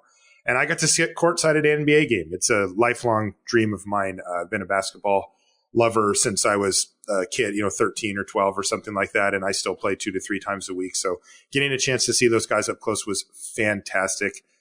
Thanks for mentioning that, Matthew. You just made me smile again. He says, my question is about a topic near and dear to your hearts, burritos, which incidentally, Luis and I, along with Paul Chian, were having a discussion about such things just earlier today. He says, I started making my own breakfast burritos as meal preps, then freezing them, and it's been incredible. But 2 questions. 1, do you have any burrito folding techniques or tips? It's the toughest part about making them. And 2, what are your ideal breakfast burrito ingredients? I think Luis has answered this before, but I forgot. Love the show. Thanks for the hundreds of hours of awesome content over the years. Matt in St. Paul. Thanks, Matt. So first off, burrito folding techniques? I don't know how to fold one. So it's kind of weird. You're honestly best off just like Googling it because you can find like an actual diagram, but you basically want to, put the stuff in the center of the burrito, the innards, but not to what's on the side. So it's like in the center, fold the burrito over so it's covering it, then pull that back towards you. Yeah. Flip the sides inside, then roll it back. Yes. So I did describe it the way you're supposed to do it, but again, you should look for a video or a pictograph online. That'll do it better, but that is how you do it. So also most people, go ahead. I was gonna say most people put too much stuff in their burritos. And the other thing is you need to make sure the tortilla is warm. A cold or room temperature tortilla is just going to crack. It also won't stick together. Yeah. Yeah. You need to warm it up so it's more pliable. I think that's actually just getting the fat inside it more warm, but the lard. Yeah. That's what's happening. Yeah. Now this is big though. What are your ideal breakfast burrito ingredients? Cause you're from California. And as far as I know, breakfast burritos were kind of originated there.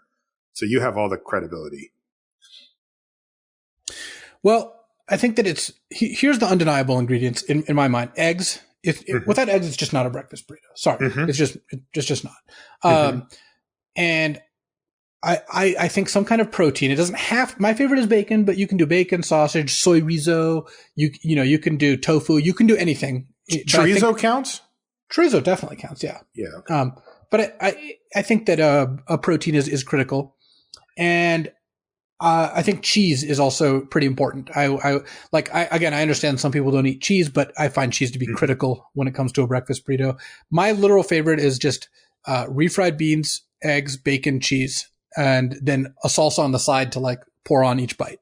Oh, that sounds good. Now, what about the potatoes though? Because this is the sticking point, right? Some of the places you go will put some type of cooked potatoes in, and some of them won't. Potatoes are totally fine. I prefer beans over potatoes. Okay. But, that's just me personally. So again, that's my optimal breakfast burrito. But honestly, as long as you have eggs, I think you're in the ballpark. Dude, I'm so hungry now. Tony says, hello, sirs. I have a younger coworker who loves Commander, and we talk about it all the time. I want to get him into limited, but he's used to drawing 8 cards a turn and counterspelling everything, and I don't know how to sell it. Any advice is much appreciated. That is a tough sell, Tony, because usually, one of the things I like about limited is it teaches you how to get the most out of the least, right? You're like, you're playing with the cards in the set that, hardcore constructed players never even read. Right. They don't know what a Dream Shaper Shaman even does. Right. And you're like, all right, I'm going to make this work. I'm going to see if I can find a way to do this. And that's part of the repeatability of limited, is that it never gets old because you're always trying out new stuff and going those directions. If you go to a Commander player and you're like, all right, you're going to try to get the most from the least. Well, they're used to just having the most from the most. They get everything from all of it. They get all the time in the world to set up the biggest, most crazy stuff. And here it's much less. If your younger coworker doesn't really have that type of mentality, it might actually just be a tough sell, to a commander player. It's so different. What would you say to the younger player, Luis? I think that the most fun part is commander is like having everything at your fingertips and having this, just abundance of everything. It's just like the craziest, wildest. Whereas limited, it's like the other way, where restrictions breed creativity, and you have to build the best deck you can from a very limited card pool. And I think that's really fun. Mm-hmm. David asks a very important question. He says, my wife and I love your show. Thanks for helping us enjoy our shared hobby even more. You're welcome. He says, I find that I rarely deviate from, quote, safe picks or strategies for fear of having a totally non-functional deck.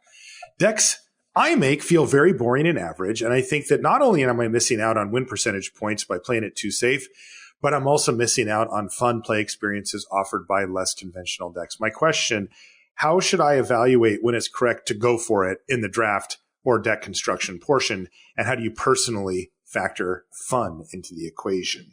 What a great question from David. David, you have to get yourself in gear to just go for it. You really do. I think the best way to do it is to be completely open to that before you go into a specific draft. Like, tell yourself, okay, look, this is F&M. If I draft a train wreck, I can try to cobble together some pieces and have some fun with it. And if I go 1-2, then so be it, right? You embrace the fact that failure is a part of the equation, and therefore let yourself off the hook where you're not living in fear of it. You say, it's fine. If this thing goes goes bottoms up, fine. I'm going to accept that.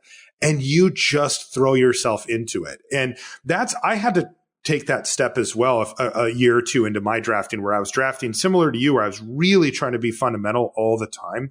And I was just leaving so much on the table by not exploring, not pushing, particularly early in a format where there's so much edge to be gained and so much to be learned. And I finally just was able to get over that hump and just start saying, I don't care. I'm pushing this deck to the most extreme that I can, and we'll just see what happens. And if it doesn't work, no problem. I learned. I understand now what does work about this and what doesn't, and I won't do it again. But I don't think you should dabble, David. I think you should dive in. I think you should just say, screw it. I'm drafting the Walls deck, or I'm drafting, some build around card. I'm just going to go nuts on it, and then, use it as a learning opportunity. And I'll tell you, sometimes it comes together and it's just completely absurd, right? It absolutely works. And then of course, sometimes it bombs out on you. And you just accept it. A good way to think about it is you can walk down a hill pretty easily, right? You're able to do that. Mm-hmm. Well, let's say you wanted to learn how to snowboard. You're going to fall a lot, but once you know how to snowboard, you're going to be able to go down that hill a lot faster. It's going to take you a lot of times of falling down before you get you. The way I look at it is you're adding another tool to your arsenal. Once you know how to draft weird styles of decks, those actually carry across format to format. There's little edges, tips, and tricks you got to learn every new format. Things do vary, but once you learn how to do that, then you're in great shape, because you just have an extra tool. You're in a position where you're able to change up what you're doing and take advantage of great opportunities. So just be prepared to lose more at first, but think about it as the cost of admission. Really good question. Trevor says, hello, what's the best way to keep track of the cards you've taken so far while drafting? This isn't really relevant for so much of the audience at this point, because most people are drafting either like at an F&M scenario or with their friends, where, if you look at your picks, it's not the end of the world, or online where it just shows you. Yeah. I think you once you're online, you can just see them. I always get made fun of, especially when I stream, but I sort based on a creature curve, then a spell curve, because I don't find it useful to know that I have Omen of the Sea as a 2-drop, because that's not going to impact how many creature 2-drops I want. So that's why I have the 2 separate curves, but you can do whatever you want there. For live play, you just have to get used to memorizing. That's just part of the skills there. There's really no trick to it. It's just, you have to just learn to remember. I know that some players have drafted online and put a piece of paper, I think Reed did this, up over his screen to force himself not to have that crutch. So you could, do it that way. Andajo says, what is the most interesting dining experience you've had? Can be a new food, a cool restaurant, your fellow diners or friends or whatever. That's a good question. I know mine. At least one of them. What is that? Well, this one time when we were in Europe, we had a really long day of work. It was for coverage. And then a big group of us went to go eat, and I was totally spent. And I had actually woken up that morning and I was sick. And so I was in bad shape. And, but I knew I needed to eat. So I was like, okay, I'll come with you. I just need to get some food. And we went to a restaurant and they couldn't seat us. And so we're like, okay, fine. So then we went to another restaurant. It's this pizza place, and it was, it's too long to tell the whole story, but, we got seated and then just got ignored for like 20 minutes. Then the guy came back and he was drunk and he was trying to do magic tricks for us. Then a fire started in the oven and filled up the thing with smoke. They had to open up a window for that. Then the power went out, not once, but twice.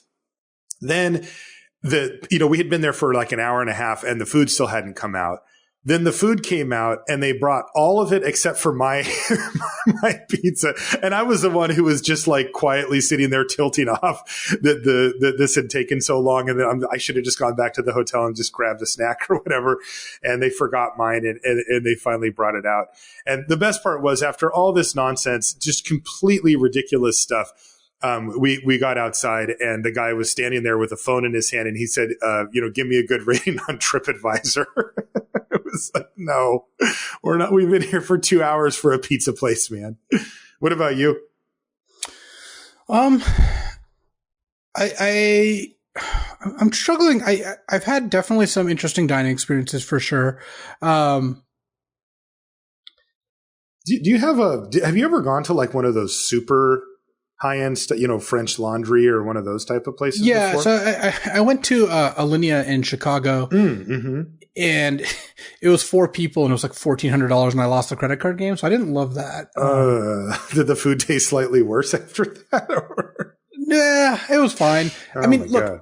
I've been to some of that kind of stuff, and I think it has a time and a place. And if you're lucky enough to have the opportunity or resources to go to it, then it's a cool thing to do. But honestly, like, I don't enjoy that as much as just like going to get a good burrito or a good barbecue or something like that. I know. Having tasted fancy food, I'm really I found it's not really for me, Yeah. I mean, I like good food, and I don't even mind paying more for good food. Like a high quality steak sounds awesome, and I like experiences. Like there's a restaurant in San Francisco that you can, if you get enough people, and we never ended up doing this, was you can get a whole pig where they like roast the entire pig. And, I never got to do that, not when I lived out there, and that sounded great. But for the most part, I just optimize for the company I have. And, that's what makes all the most memorable meals for sure. Yeah, it's almost like I was talking about this with Woody when we were driving. We were talking about French Laundry and those type of places. I've never been to one of those, but it is weird because my brain just doesn't like you could go spend $300 on dinner.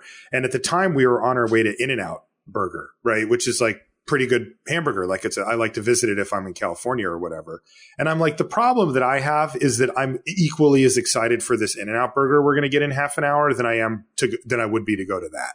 And it's just like, one's going to cost me $10, so I don't know. I guess it's a superpower. I just, I'm very, very satisfied by a bowl of, a burger. Yeah, totally. I mean, some of the best meals I've ever had have cost less than $10, less than $20. Yeah. But so it kind of makes it hard to justify,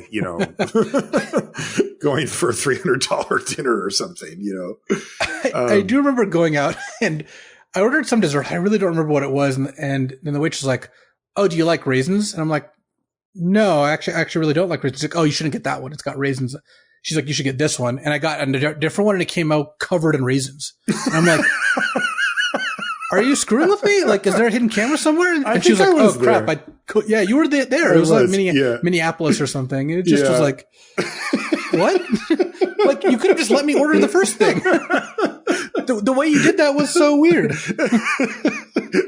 big pile of raisins for the guy who hates raisins. Gene says, oh, I think I actually talked to Gene at the GP as well. Gene says, Magic is a game with a great deal of variance. It's why we love it.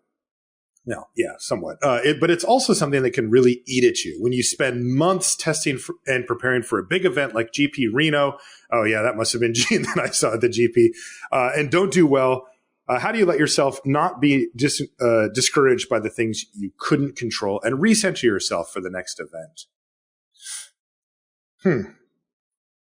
That is tough. I think part of the mentality that you have when you're not a full-time pro, right? When you're not just going to go to every event, because when you are, you can just tell yourself, well, I'll get them next time.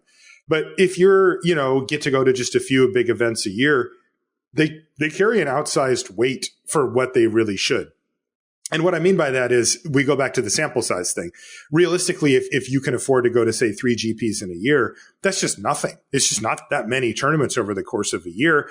And over that course of time, it is possible that you just kind of got a little unlucky, or maybe you're at the level where you need to get a little lucky to have a good performance or whatever, and you just didn't.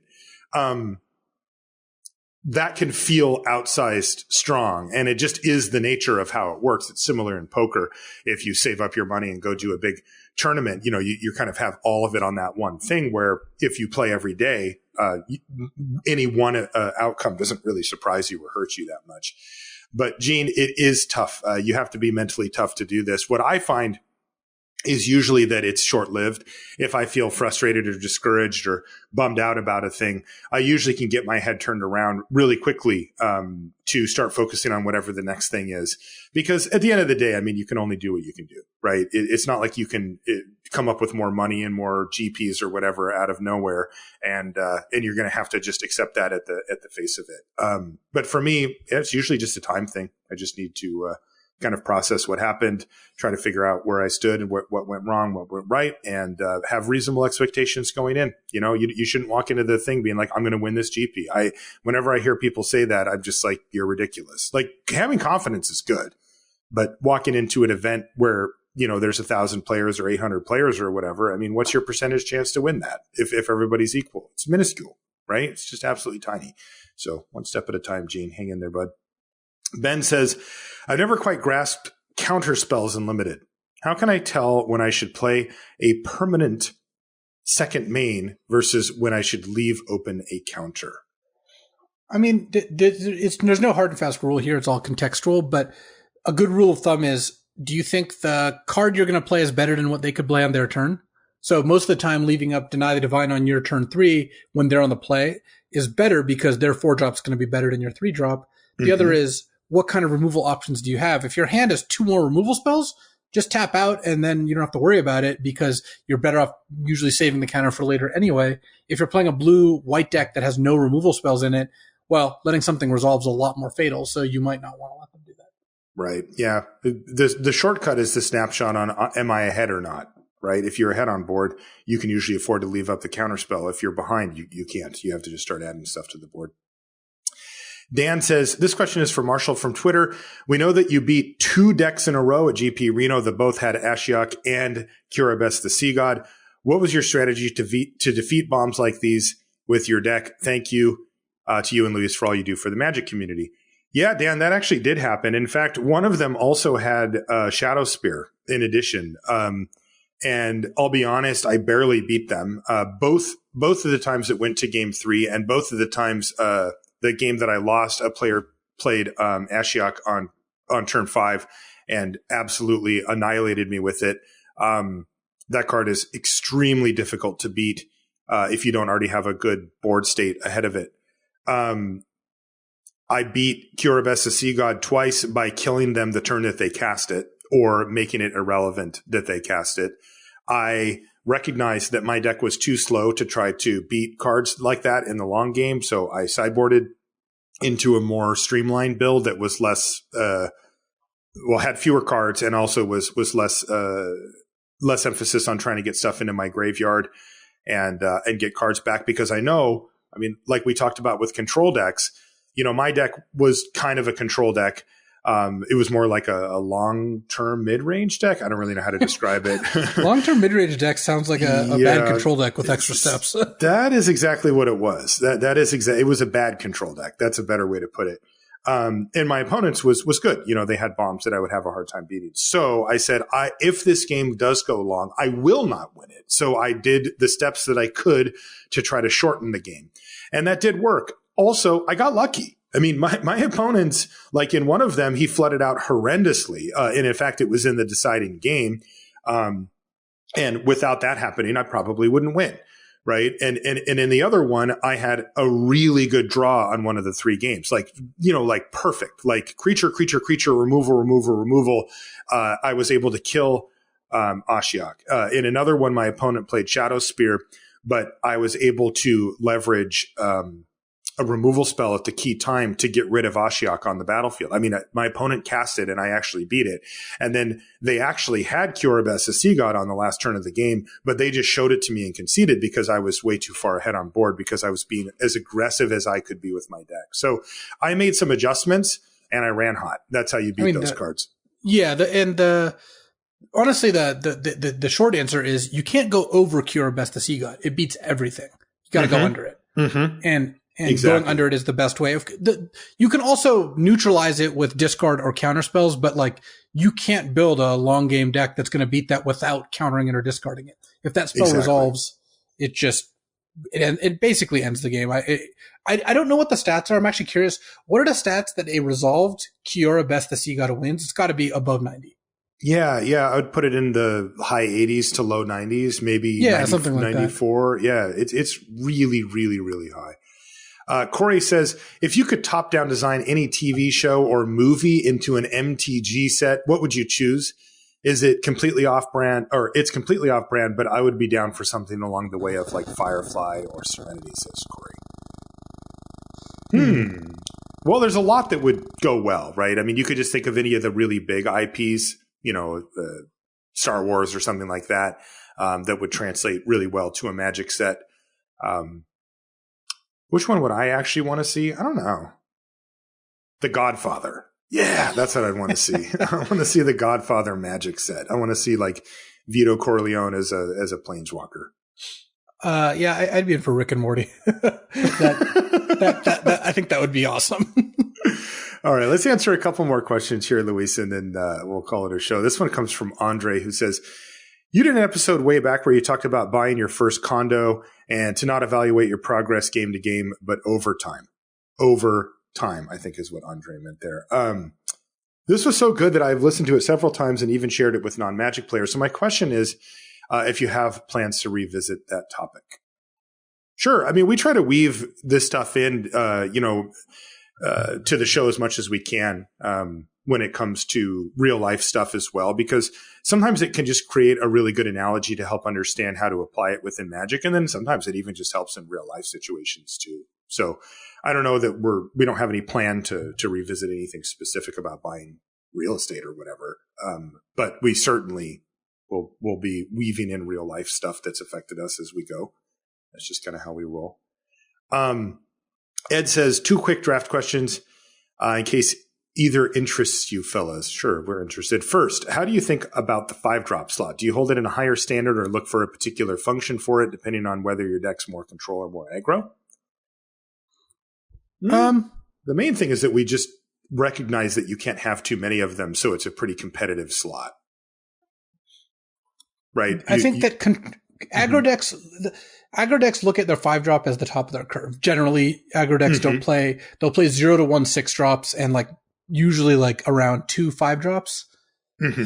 Control decks can have a little more room for them. But one of the things you'll often see if you watch me do a draft video or stream or Marshall talk about these things either is early in the draft, you don't value 5-drops very highly. A comparable power level 5-drop versus a comparable power level 2-drop, you're almost always going to take the 2-drop because you can end up with too many 5-drops. You kind of hard to end up with too many 2-drops. Right. There's a reason that like Myers Grasp is better than Final Death. And part of that is it costs 2. It doesn't cost 5. Yep. So, I don't think the 5-drops are held to a higher standard insofar as you have a much smaller amount of them you can play. Exactly. Bulk of your cards should cost, 2 to 4 mana. Mm-hmm. Ed says, how do the deck building demands of best of one and traditional draft decks differ? They do not. You should build your decks exactly the same. Yeah, you should try to build the deck that wins the most. James says, Marshall, what is it like to work with the GOAT in LSV? Oh boy, look at this. James just throwing I wasn't going to let you get away without answering this last question. Though I'm going to do more also, but you won't get away from this one. Yeah. Well, the truth is that it's awesome. I love working with LSV. I've worked with him in many different capacities, not just on the podcast, but also on stuff for Channel Fireball and, of course, on coverage as well. And he's my favorite person to work with. So that's how it is to work with the GOAT. Yeah, we'll answer a couple more. Sure. Nikolai Bola says, what is one non-Magic life goal that you're currently working on? For me, it's getting into better shape. I've started, I was talking to you about this before, actually. I'm doing intermittent fasting, which has helped. I do better with firm rules as opposed to not. And the last 2 or 3 years, I've not really had any rules in place, and it's not gone great for me. Mm-hmm. So currently I eat between the hours of noon and 8, and I don't eat outside of that. And I still try to watch what I eat within that time, but I found it useful to cut off late night snacking. And also I basically don't eat right when I wake up, which, helps me kind of really choose what I'm eating. And that's going to help me kind of get to where I want to be in terms of how I want to feel. There you go.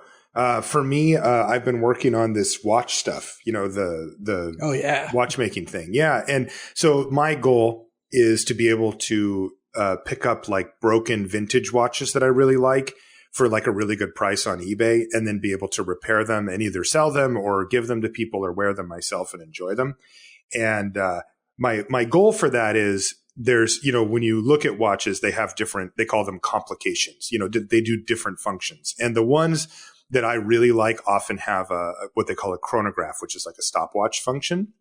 And that adds a lot of complication to working on the watch. So my life goal for that is to be able to confidently buy a broken chronograph, work on it, and get it back together again. Because right now I can do some stuff. I can do regular, just time. I can do ones with a date and stuff like that. But I'm not quite at the level where I can work on one of the chronographs. So that's my goal that I'm working on.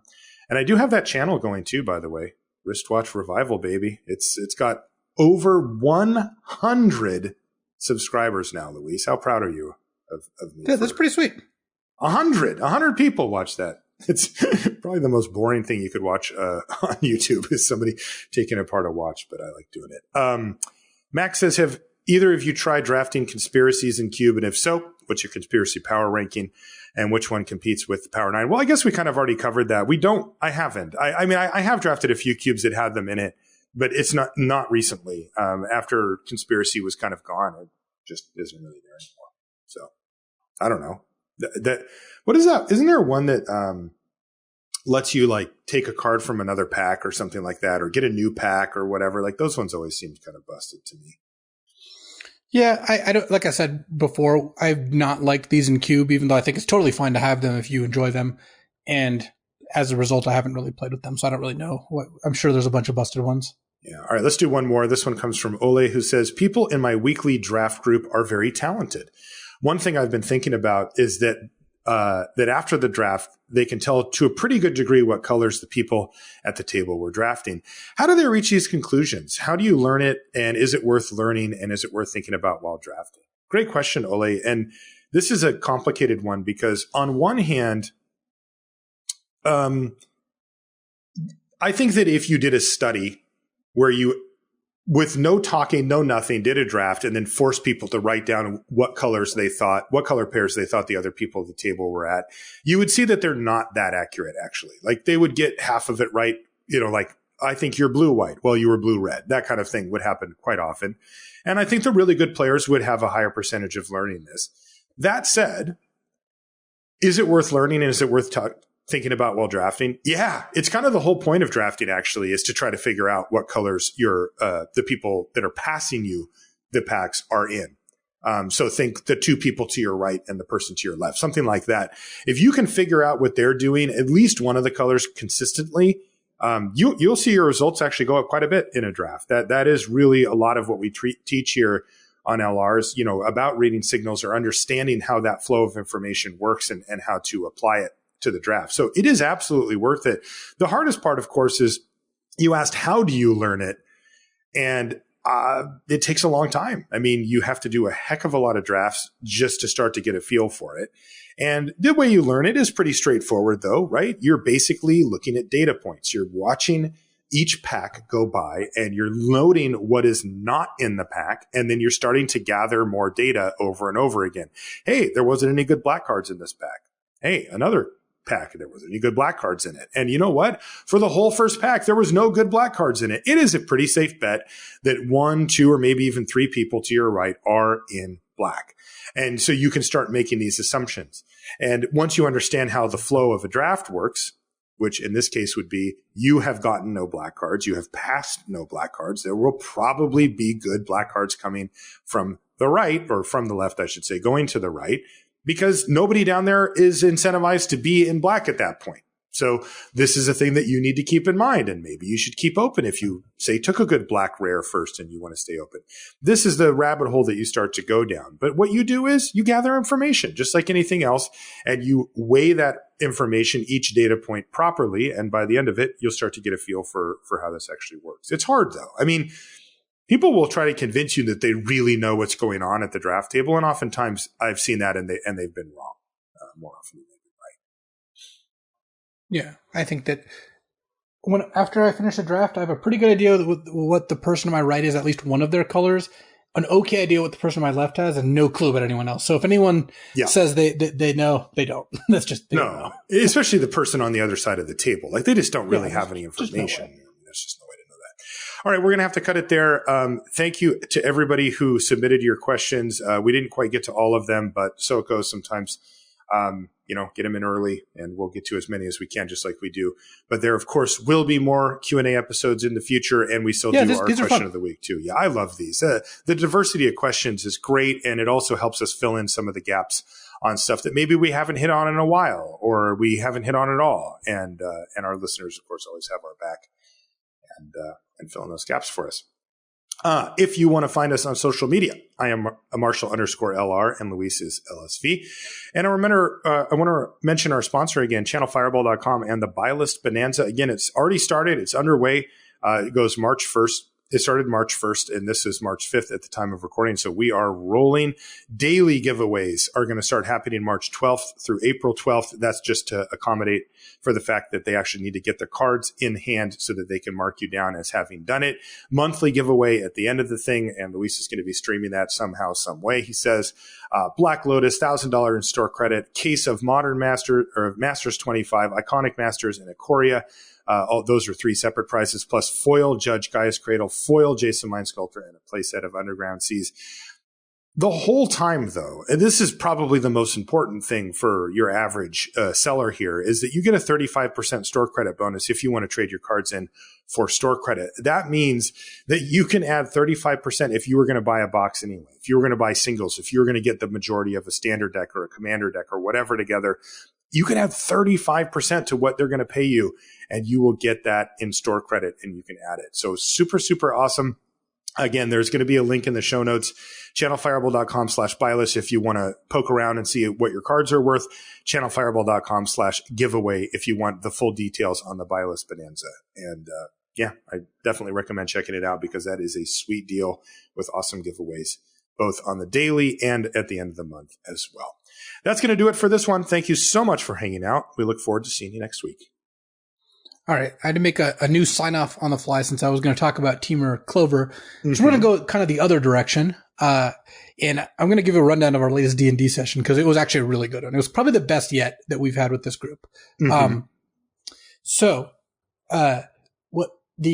We're playing the Tomb of Annihilation, which is a really cool setting. And the party is in a position where they know where a red dragon is, but they're fairly sure they couldn't fight it. In fact, I was shocked. I'm the DM. I run the game. Mm-hmm. I was shocked when they encountered this dragon that they did not just charge in and all die.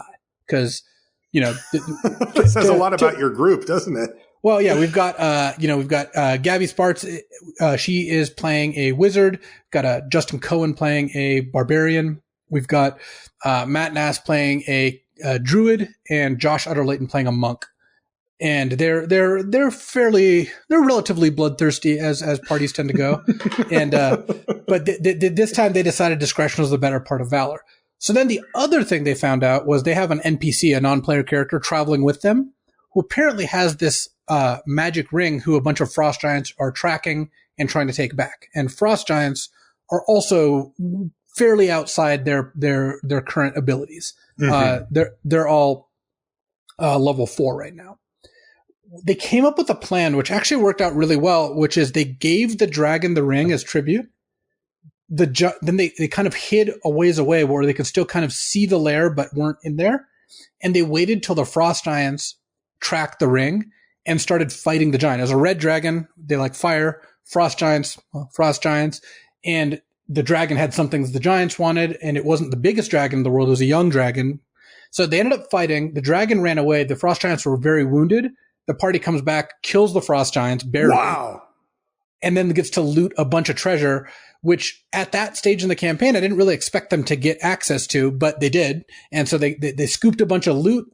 They managed to like get the frost giants off their back. The dragon's not defeated. And in fact, the dragon ran away with the ring that the giants were seeking. Mm-hmm. And the party got the item the giants were using to track the ring. So now in the future, they have the ability to potentially track down this dragon, track down this ring, and maybe fight it later. But wow, it was sweet. It was awesome. Really clever. Yeah, it worked out really well. They almost died to the giants, but certainly they would have died to either the giants or the dragon if they took it head on.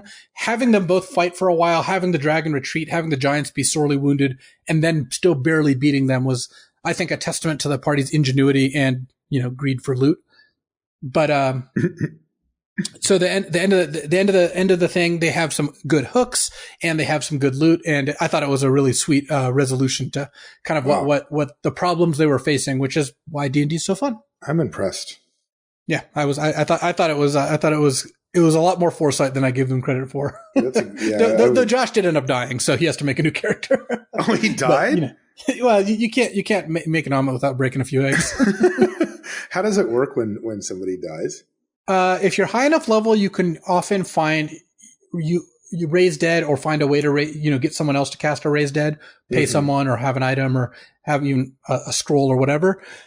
This particular campaign setting, actually, part of the whole backdrop is that there's this artifact preventing people from getting raised dead cast on them.